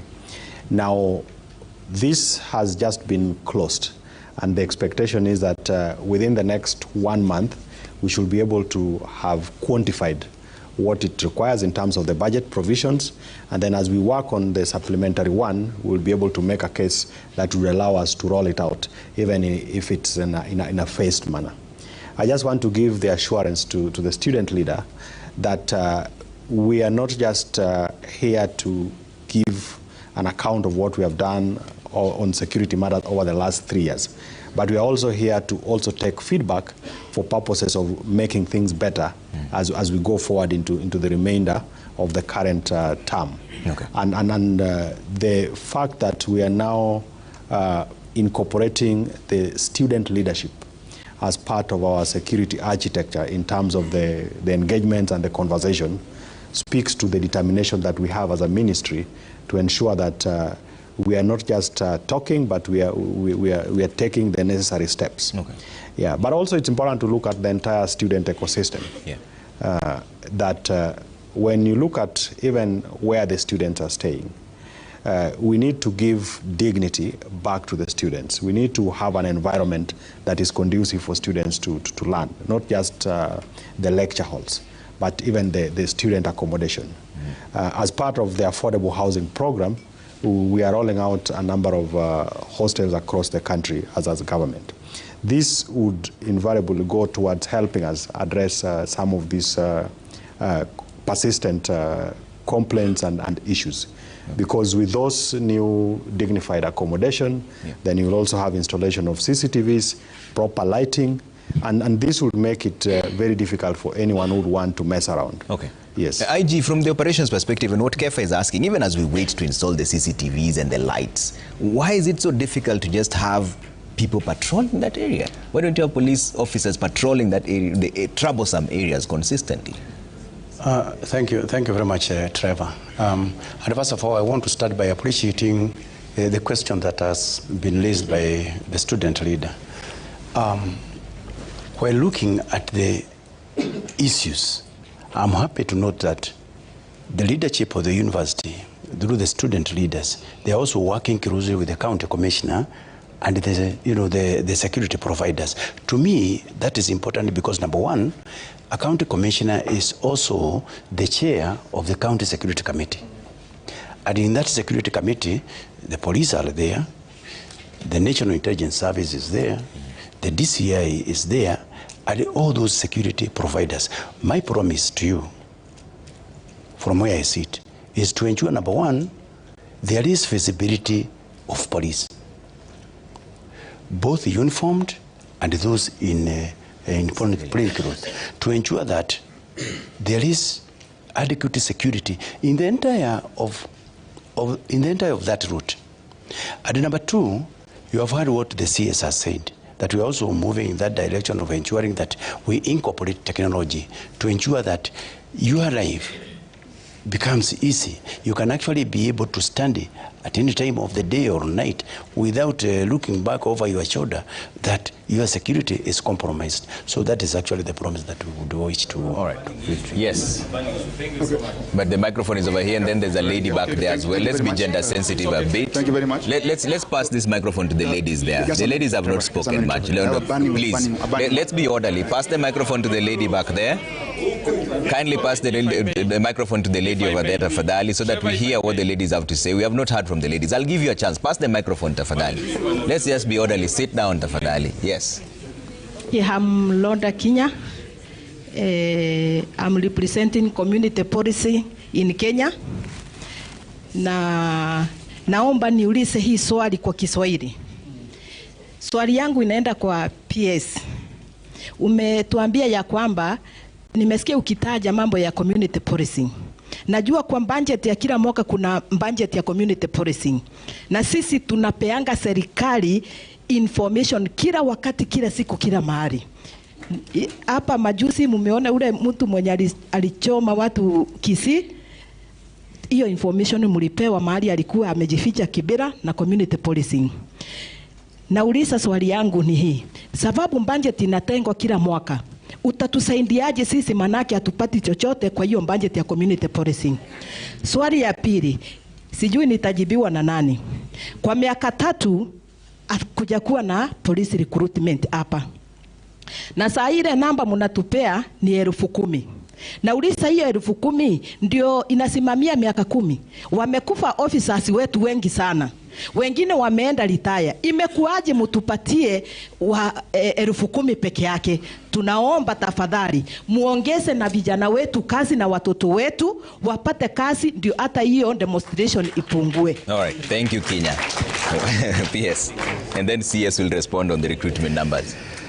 Yes, so you've raised a valid point that there is always a budget for community policing.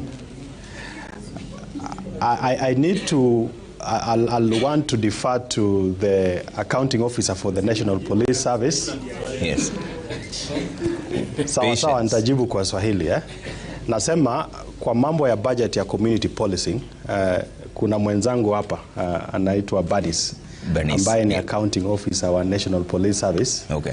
So tutampatia nafasi kidogo azungumzie hayo. Okay. Right. Lakini kabla ya yeye respond, umeuliza mambo ya recruitment numbers ya polisi. Juu kwa miaka 3 hatujawahi recruit polisi. Kwa ukweli kuna gap kubwa. Initially tulikuwa tunapewa budget ya kurecruit 5,000 officers. But through the CS tulisukuma na tukapewa double number, ikawa 10,000. Na bado tutazidi kusukuma tupate nafasi zaidi ya hii 10,000. So hii ni kuanzia, because kwa hii administration tangu tuingie kwa ushukani ndio mara ya kwanza tuna recruit officers 10,000.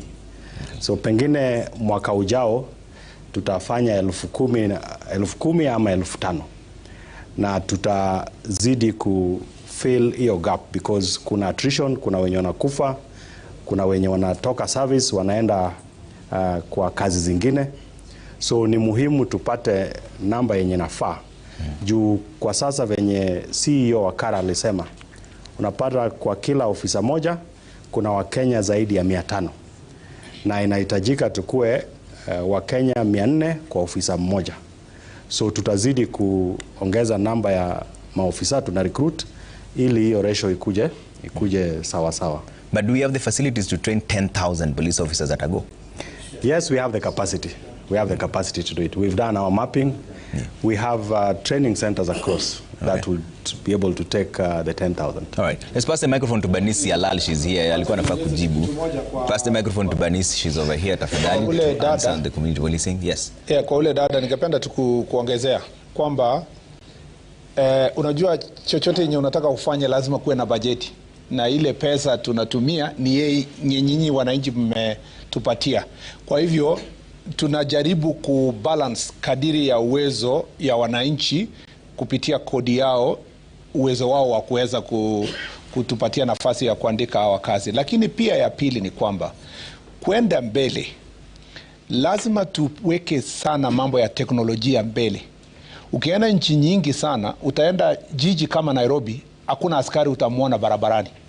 Na si kwamba yuko askari yuko, lakini ako ofisi, anaona zile kamera zote. Hata wakati rais ya nchi hiyo anatoka, akitoka barabara anaweka barabara yenye atapitia red light, anafungia wale wengine, anapita.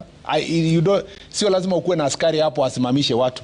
So let me say this, as we move forward with greater investment in technology, for example the ITS, the instant finding system, the digital OB that the IG talked about, when we invest in digital OB, we can leverage on technology to the extent that a job that was being done by 100 police officers will be done by one, or even 1,000 in some cases by one. So that then we can give our police officers the necessary protection, the necessary equipment, and raise their salary. We have a certain number, but better technology, then you have greater services. The last thing I want to say is that ordinarily, I saw many people clapped when we said we are going to hire 10,000 police officers. It's going to take care of our young people. The danger of government is to continue engaging more people to public service at the expense of the budget providing development. Ordinarily, we should be doing things at the economy sector that injects more resources in areas that will ensure private sector is employing many people.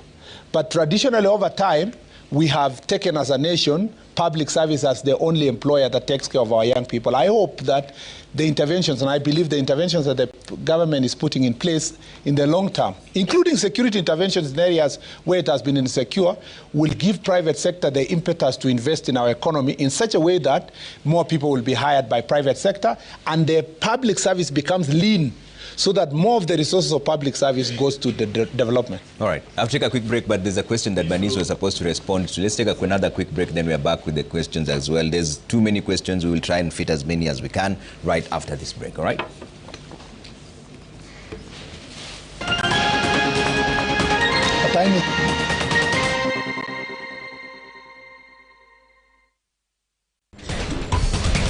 All right, thank you for staying with the Monday Report. The town hall session is still ongoing. The conversations happen even during the break. We are trying to squeeze in as many questions as we can, but I'm assuring you it is very difficult to keep that conversation within these 2 hours. It's almost midnight, but we still have to squeeze in more questions. Yes, let's start with you over there, and then we'll try. Let's take 2 questions at a go. Very brief. Start with your name. Munto, and my question is to Bwana CS, and PS you can chime in. The relationship between the police and the citizens is usually mild, and we are okay with it until the political season or political events happen. Case in point, 1, Maandamano, and 2, the ousted DP. We have seen the government, for lack of a better word, coming after the allies, and truth be told, social media is not working for you. This is my question. What is the strategy that you have moving forward?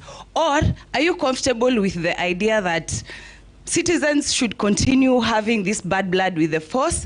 And actually, I will tell you the truth.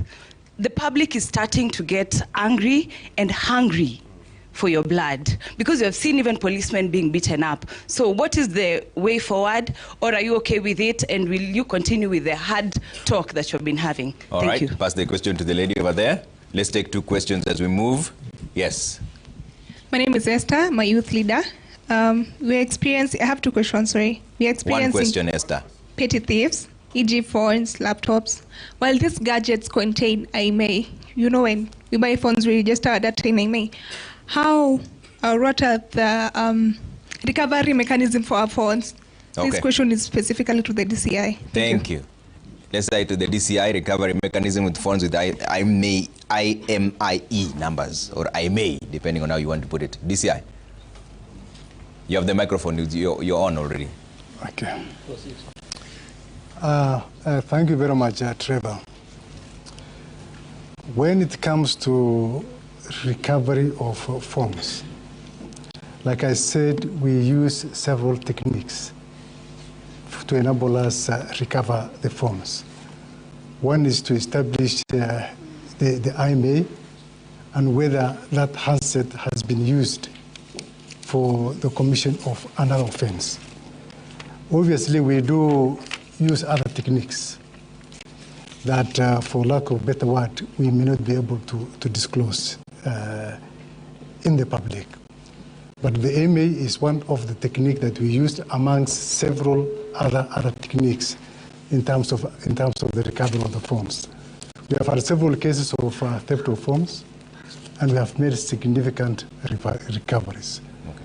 So I think that answers the question. All right. And Trevor, as we are doing that, as we investigate the issues of the IMEIs, we make sure that we observe all the legal protocols so that we are not seen to be invading people's privacy. We don't invade people's privacy. We safeguard public security and we safeguard public safety.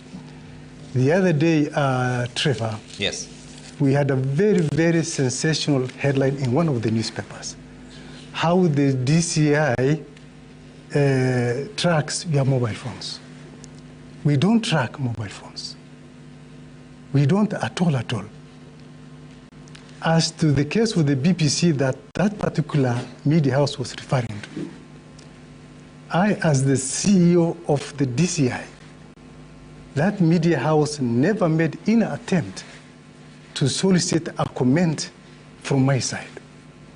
So when they say that we have installed the Flywire software, that software is a commercial tool, Trevor, which is really available in the market. Did they interrogate after the mobile phones have been released to the owners?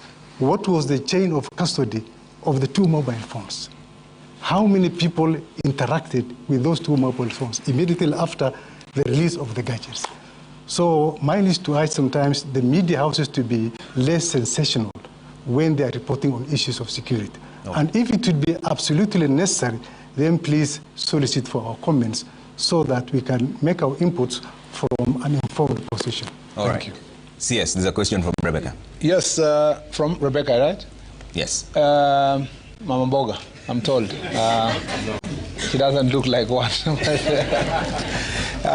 Let me say that in terms of, the relationship between the police and the citizens, in your own words, is good until politicians or political actors create chaos in between.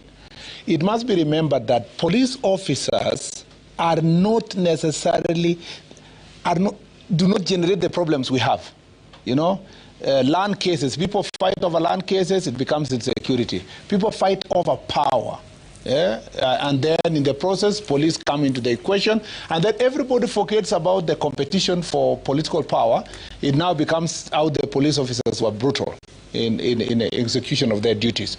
So I think that the real problem is to ask political leaders to sort their political problems using the constitution and peaceful means so that they do not have to overload, to create problems for the police officers. If you have a situation like we had on 25th and on 7/7, where, you know, police stations were banned, courts were banned, supermarkets, business looted, what do you expect the police officers to do? They have to respond. They have also to arrest those who did it and charge it. The police officers don't go around asking, can we get political support of X and Y to come? We are led by the evidence to the suspect. And if the evidence leads to a particular person who had paid people to ferry people to come and ban a court of law, where the Chief Justice is on record herself saying this is an act of terror, those people will be arrested and charged, for what they committed. But we've seen police firing tear gas to opposition convoys. Can the police stay away from partisan politics? If and I've said this before, if those convoys were peaceful and they were not disrupting public peace, they were not attacking each other, this group and the other, there wouldn't be no need for police. There have been many political rallies peaceful, even this weekend. Did you see the police? But when these violence, you're supposed to arrest them. Why? And because we've not it was seen peaceful. evidence of that, Waziri. Because sometimes the convoys are just on the road and we see they've been blocked and then there's tear gas being fired. Because if you see police officers blocking even yourself, they block you at some point, they must have been trailing you knowing where you are headed to. Particularly if you are planning to commit an offense. You don't wait until you burn the shop for you to be blocked from going to that direction. If you are carrying people, for example, you are carrying people, you have people in your car carrying crude weapons, should we just allow you to go?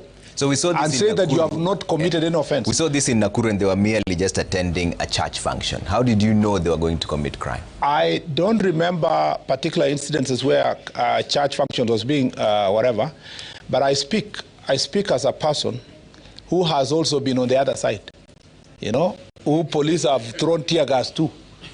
And in those instances, I think the police were justified because even though I complained then, when you sit back and look at what happened at that particular incident, there were two groups that were fighting. Even though I was in the side that I considered myself peaceful, we found ourselves in the situation. The police do only those things in extreme situations. It's not a daily thing. That's why. Did you see any tear gas this weekend? But the same leaders were having their rallies peacefully. Nobody bothered because it is only when police officers know that a crime is about to be committed when they are going to do those issues. And finally, yes, on the relationship generally, I still believe also that police officers and the public still need to improve on their relations. It starts with training the police officers. Most of the police officers leave Kanja with no further training. Now the IG recently has started training, organizing conferences for the OCSs, telling them about community engagement, holding barasas with the public. In some places, by the way, where I get very, very excited is to go to a place and the IG has proposed to transfer an OCS, and the entire community is up in arms. They want to call for mandamano so that the OCS doesn't leave. And you ask them why. They tell you before this OCS came here, we used to have a lot of criminal activities here. This OCS is perfect. Please, don't move him. If you have to promote and leave him here. So there are cases, there are clear cases across, and not one or two. There are many cases where because of this good working relationship with the community, our police officer, I admit that we should do better. Okay. I admit that we have better engagement, but progress is being made. Let's get some two questions over here if you have the microphone. Yes, we agreed that you'd get the question. Yes. Yeah, thank you for this opportunity. My question to the CS is, what are the clear timelines for enacting and operationalizing the 7 new policing laws? And attached to that, the earlier you quicken the enactment, the better, because even the teachers in Nairobi, they are planning to engage the employer with TSC. For example, on the autonomy of JSS.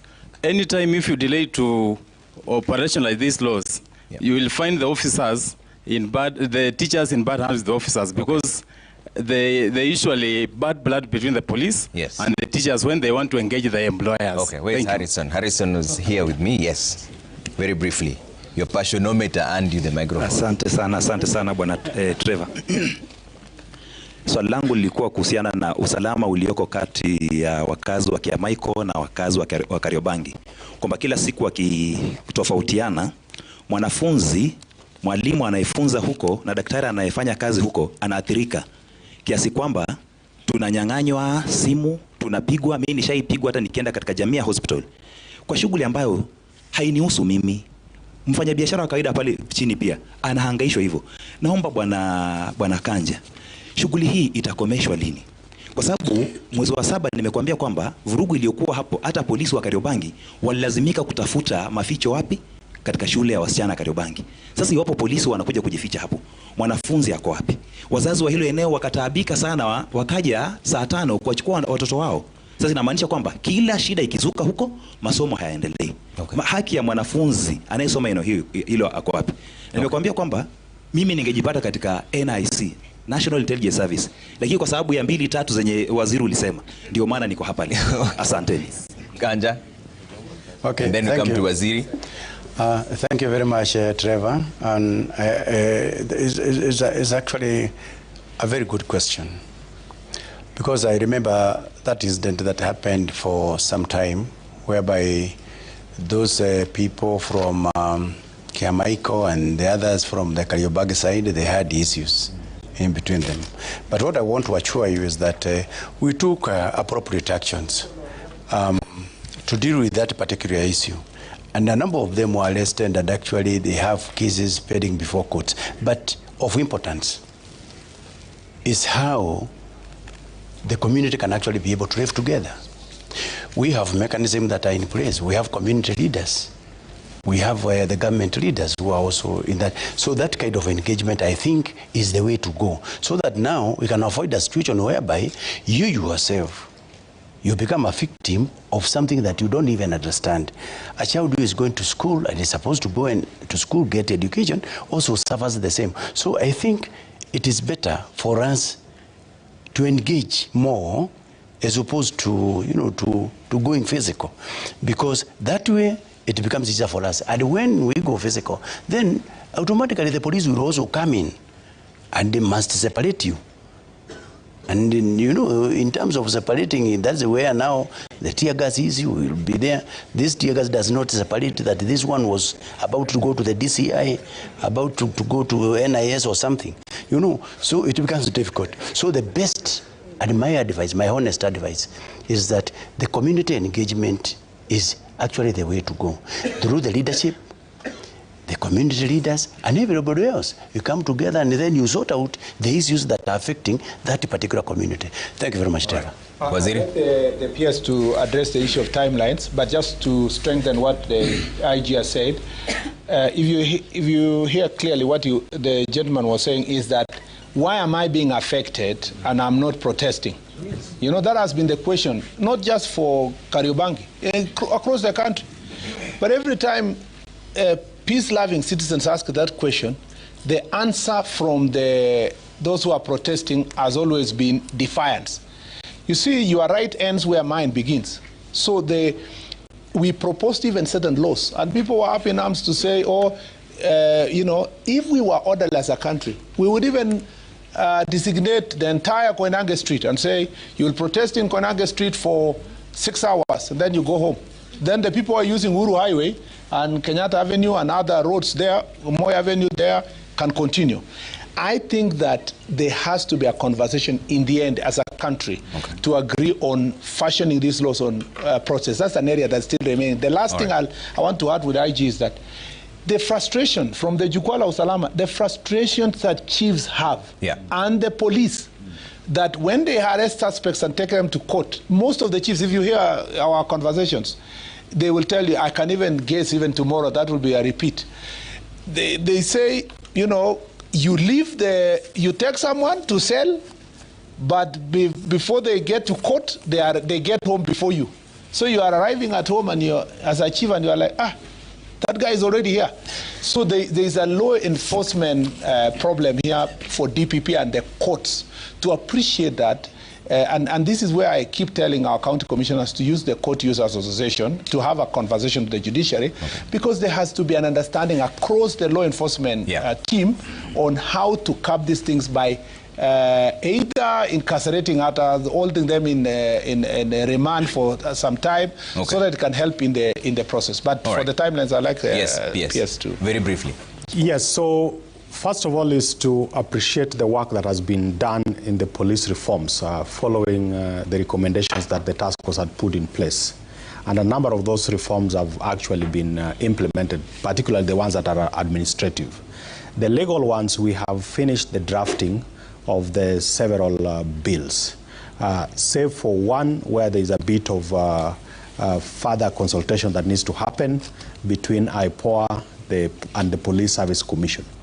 What next steps we are having is that with the bills now having been drafted, we are taking them to the cabinet before we eventually take them to Parliament. Okay. We are projecting that they should be in Parliament before they go for the Christmas recess. Okay. And that should allow us to fast track them so that at the latest early next year, we should complete the legal reforms as part of the broader police reforms that we've been undertaking. All right, ladies and gentlemen, it's almost midnight, but now because of the respect that we have for the audience, we're going to do what we call flash questions. So I'd like my panelists to have your pens and papers. We'll take as many of them as possible, and then you answer them in your closing remarks. And I'll start with DCI Boss Amin as we go all the way. Yes, start with you very, very quick, and I'll be holding the microphone for everyone. Mwalimu. Okay, thank you. Mukelo Mwalimu. Question? Question to Inspector General. I would like to know, first of all, I would like to congratulate the question. You've tried Question, in a short time. Thank you, Trevor. The question is, what is the status of these suspects who escaped from the police custody, like Jumaisi? Jumaisi, thank you. Question? Thank you, Trevor, for the opportunity, because some of us, when we get the opportunity to ask CS Waziri a question, it's a very serious concern in our village where we come from. Thank you very much. My question to you, Waziri. We seriously need a complete overhaul of the police force into a police service. Now, what is the challenge in having a practical overhaul of a police force into a police service to ensure that we have a smooth and transitioning engagement within the police and its citizens regarding police brutality? Police overhaul. Thank you. Let's have some gender. You wanted to ask a question. Question very briefly. Thank you. I'm Dorothy from Madare. So my question was about the promotion of the officers. So do you still follow the procedure transparently and fairly, or the other business, the guy talked about money? So I want clarity from promotion of officers. Just write them down as we go. Yes, very briefly. Yes, I'm Justice Kimeu. My question is, what are the safeguards or measures we are going to put there to ensure that there is no tampering of CCTV and the digital records in our police post? Tampering of CCTV, very briefly. My name is Gideon to Douglas Kanja. How are you ensuring that the police service is not just reactive, but also proactive, intelligence-led operation to prevent crime before it happens? Intelligence-led operations. Yes, let's go to the back. Very briefly. My name is Larry, Boda chairman, as SACCO chairman as well in CBD. I have an issue with the IG. One, we're having police officers operating in town as bodas, and some of them are armies with IDs identifying themselves as armies. Which new steps are you going to take to ensure that those people are apprehended and they are responsible if in case they are doing their work or they are goons who are spoiling our name in the name of bodas around? Okay. Question very briefly. My question is the police force respecting the oversight authority and the civil society, or they are working on their own? Respect for oversight and civil society, yes. Jina langu ni Andrea Matete. Swali langu ni kwa waziri. Kuna msamaha tulipewa na president ya kuachiliwa na pikipiki, na kuna mmoja wetu walishikwa wako ndani. Kuna uwezekano ya kuachiliwa shauri ya msamaha kama hiyo? Okay. Let's get one lady finally here as we wind up on this conversation. Yes. My name is Maggie. I have a simple question to you. A question that kila mtu najua. Let me talk in Swahili. When we come to report, every time we come to report, you're usually told by your people that weka gari mafuta tuende mabusu. So I need to know, do you fuel your vehicles, or are we the ones who will be fueling your vehicles? All right. Thank you very much. That's where we leave it. We'll start with the DCI boss, Amin Mohammed, to give us his closing remarks and respond to some of the questions as well. DCI boss.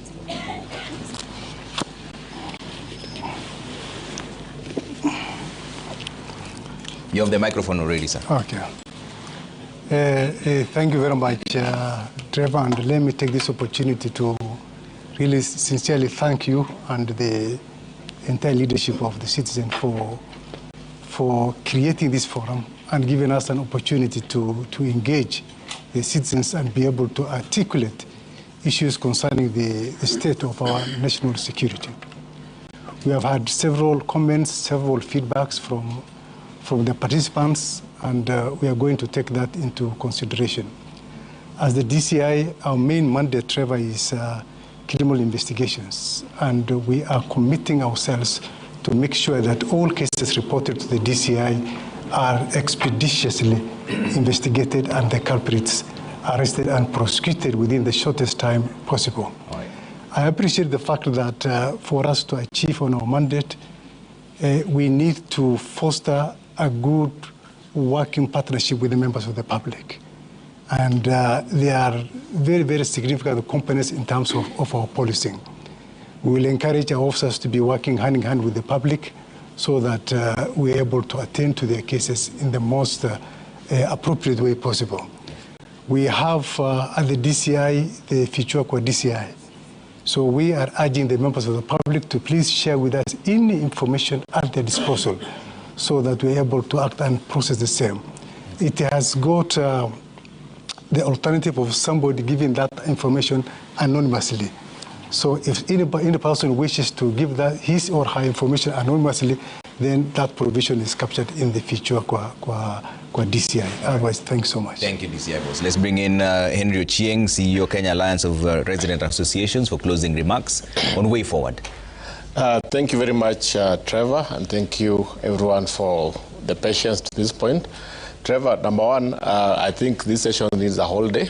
I came here with so many of my members who have very useful insights. They've not had a chance to share what they had to share. I hope we'll get a chance to be able to have this discussion again. Secondly, we agree that security is a shared responsibility, and as communities, we are ready and willing to work with the government to make sure that we play our part as citizens of this country. And then number two, I want to congratulate the CS for the Jukwaa la Usalama platform that has been doing across the country. But yes, I think this initiative should be localized so that this conversation can continue even beyond what we are doing right now. We want to see these things happening at the level of the OCS level. As Kara, we recently launched a program called Usalama la Mitaani program, and I want to thank PS for presiding over that particular launch. And the whole idea is to build relationship between the police and the communities. And how do we do that? If we are going to have continuous and structured engagement between the police and the communities at the local level, not waiting for the CS to come for them to have that engagement, then we're going to build trust, we're going to build a relationship, and we're going to have more information being shared. I want to say that all these things you are saying here, all this is about partnership and everything that I talk about. If we don't fix this element of trust, we will not go far. Okay. So we must give due attention to that, and we must be able to work together to address that. All right. I'm inviting the entire ministry, the CS, the PS, and even the IG to work with us, to partner with us, to drive forward this Usalama Mitaani initiative so that we can be able to have a deliberate mechanism and steps of making sure that communities are structurally involved and are being supported to make sure that they're supporting the police as well. All right. Thank you. Thank you. IG, address your questions very briefly. Thank you very much, Trevor. And I want to appreciate the questions that have actually been raised. And one of the most important questions that have actually been raised there is whether the police do respect oversight authorities. I want to say, yes, we do respect oversight authorities. We work very, very closely with IPOA. We work very closely with the ESCC. We work very closely with the ODPP and even the courts. I said from the word go that police is actually a law-abiding organization. And let me further say that, and even encourage the police officers, wherever they are in the Republic of Kenya, we appreciate them for the works that they are doing of ensuring that our country remains safe and secure for all of us. And that's one of the reasons why we are all assembled here and we don't have anything to fear. I want to encourage our officers out there to, at all times, operate within the law. Work closely with the communities. Work with the people. And when that happens, then policing becomes very, very easy. Okay. And so far, I'm happy with the Jukwaa la Usalama that we have attended, whereby we find that communities are working closely with the grassroots leadership, that is the administration. They are working closely with the police officers, and that way insecurity becomes is reduced actually to the bare minimum. In those areas where we hear that there are issues of insecurity, there is a gap existing between the security providers and the communities. And these are the gaps that we want them to be closed. So my parting shots is that, number one, this is something that should continue. And number two, I want to encourage our CS to continue with this Jukwaa Usalama issue, because it is good where the community, the public, is brought together with the security providers, and that way we can always be able to discuss as Kenyan people. All right. And to me, that is very important. Thank you, Terry. Yes. Thank you. I think this has been a very good engagement, listening particularly to what the public perceive, but also taking stock of what we've been able to achieve insofar as issues security is concerned over the last 3 years. And there is a lot of positive things that have happened, but then there is still room for us to actually improve. One of the concerns, of course, that has been repeated again as part of the flash questions is the amnesty that His Excellency the President gave to the border, particularly the ones that had been confiscated in police stations. At that point, there were about 9,000 that were in police stations across the country. As of last week, more than 3,000 had been released. But part of the understanding was that the ones that we will only release the ones that don't have criminal cases. And it's important that we continue to work closely with the team within the sector to try and fast track the remaining 4,000 or 5,000 of border that need to be released. With regards to the issue on fuel, when you report a matter to the police station, we acknowledge there's a gap in certain parts of the country based on what is made available to the police, given the distances that they cover. We are already making arrangements in terms of providing additional budgets, but also to review their locations, because you find someone will travel a distance that takes half of their location for the whole month to actually access the fuel. So these are genuine concerns that we are already working to address. My parting shot away from everything else is that we are constantly building the capacity of our officers, whether they are Ngao officers or the police officers, so that we equip them to be able to address the emerging challenges in terms of policing that we are constantly faced with. And Trevor, it's important to highlight how serious the situation was. In the case of the Ngao officers, where you're having over 1,000, out of 1,000 plus, 800 had not been trained for over 8 years, and therefore they ended up stagnating in their positions. Now, this was a serious gap that even as you try to demand the most out of your officers, one, they've been unduly disadvantaged, that people have not been promoted. We've been able to close that gap, and we trained over 800, and now we've been able now to promote them, and also then they are able to better deliver on the services.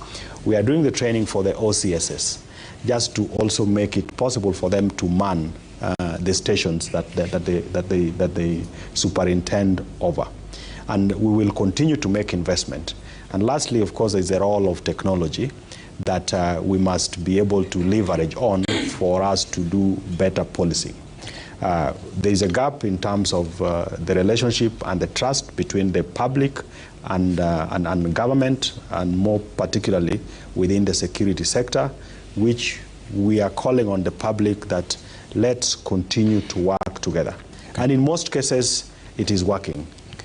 We have isolated cases where either politics is coming in or whether issues to do with other criminal activities. But by and large, there's been a lot of progress that we have made as a country. And I want to appeal to all of us to continue on that movement, so that we really need to believe in our country, and Kenyans are very patriotic. Okay. And what they are demanding of us as government is to be able to give them the services without any fear or favoritism. Yeah.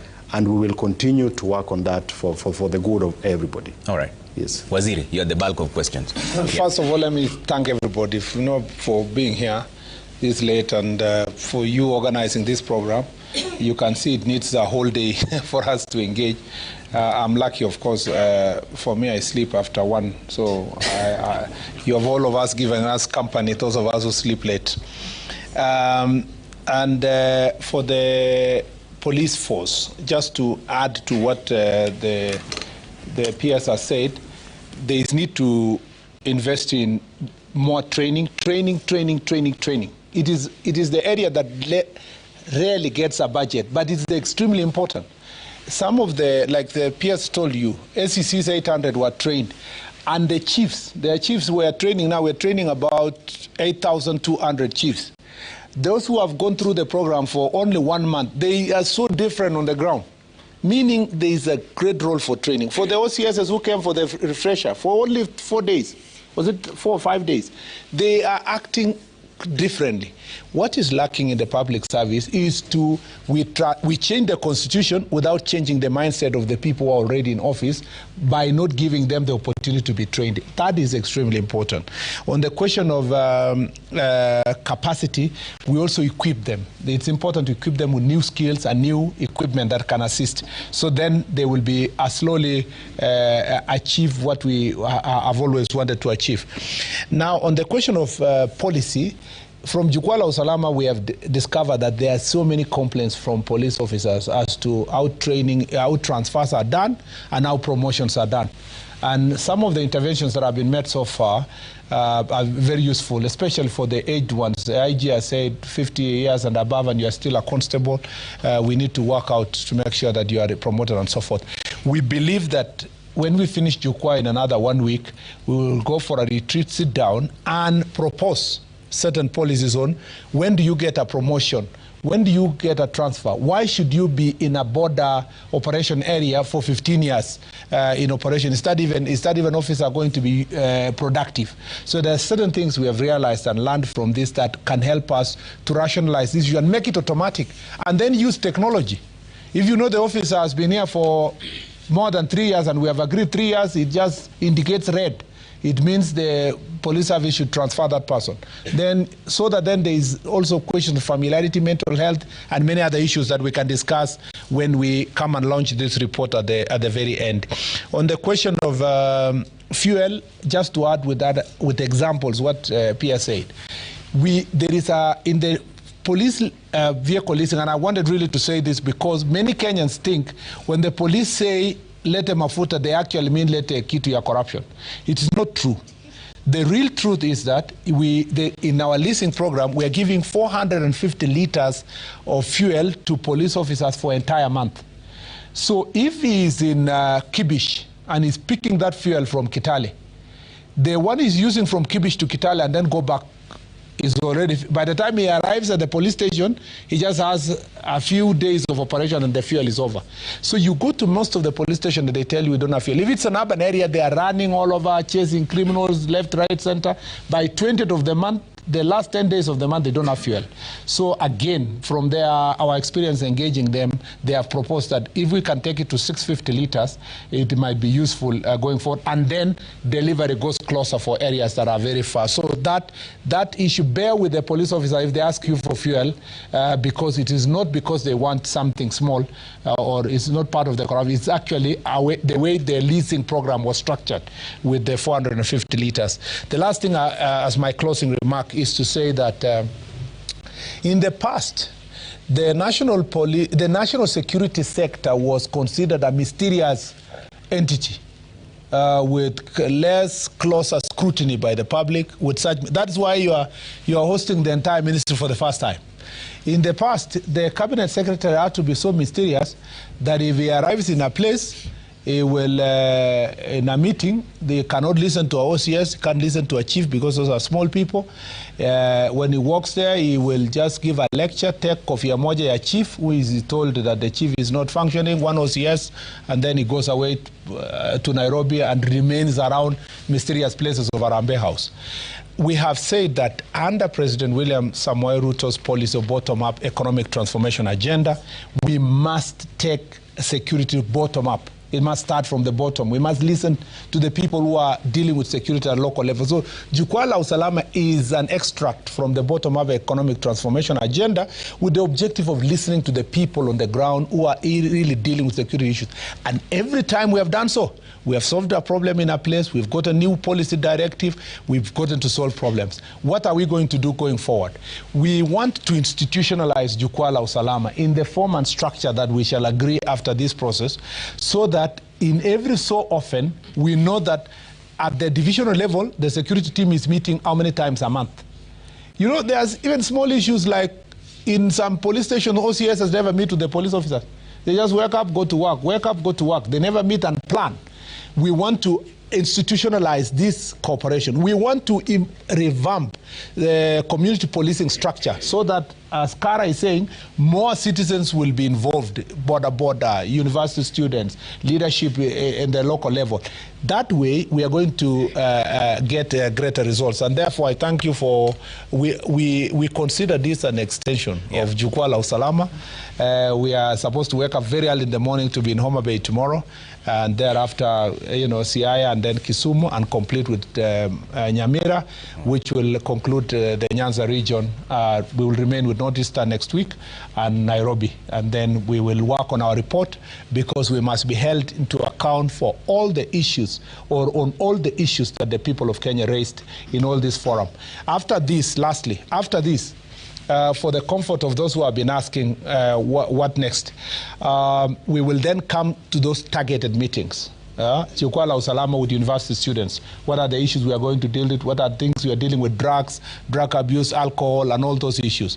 We will go also back to places like Ngata Barakoi, where people are fighting over land, and ask ourselves what are the solutions in those areas. We'll go back to banditry areas, places where people are dealing with Al-Shabaab and terrorists and certain issues, until we sort out the security issue, not by us knowing everything, but using the knowledge that comes from the people. Asante sir. Ladies and gentlemen, thank you so much for making time. Honorable Kipchumba Murkomen, Cabinet Secretary, Interior and National Administration; Dr. Raymond Amollo, Principal Secretary, Internal Security and National Administration; Douglas Kanja, Inspector General, National Police Service; Henry Ochieng, CEO, Kenya Alliance of Resident Associations, that is Kara; DCI boss Amin Mohammed; all the DIGs were here, people from the clergy, the border, the SME sector, and all of you for staying here way past midnight. We appreciate your time. I think you all deserve a round of applause as we do this for the first time, opening the Ministry of Interior to everybody who's here. And that's where we leave it for now. My name is Trevor Mbija. It's always a pleasure having you with us. We say good night and God bless. Another big round of applause to yourselves for staying past midnight. Thank you so much. We appreciate your time. Asanteni sana. We'll allow my dignitaries to head out first. Thank you very much for making time. Tunashukuru sana. All the best.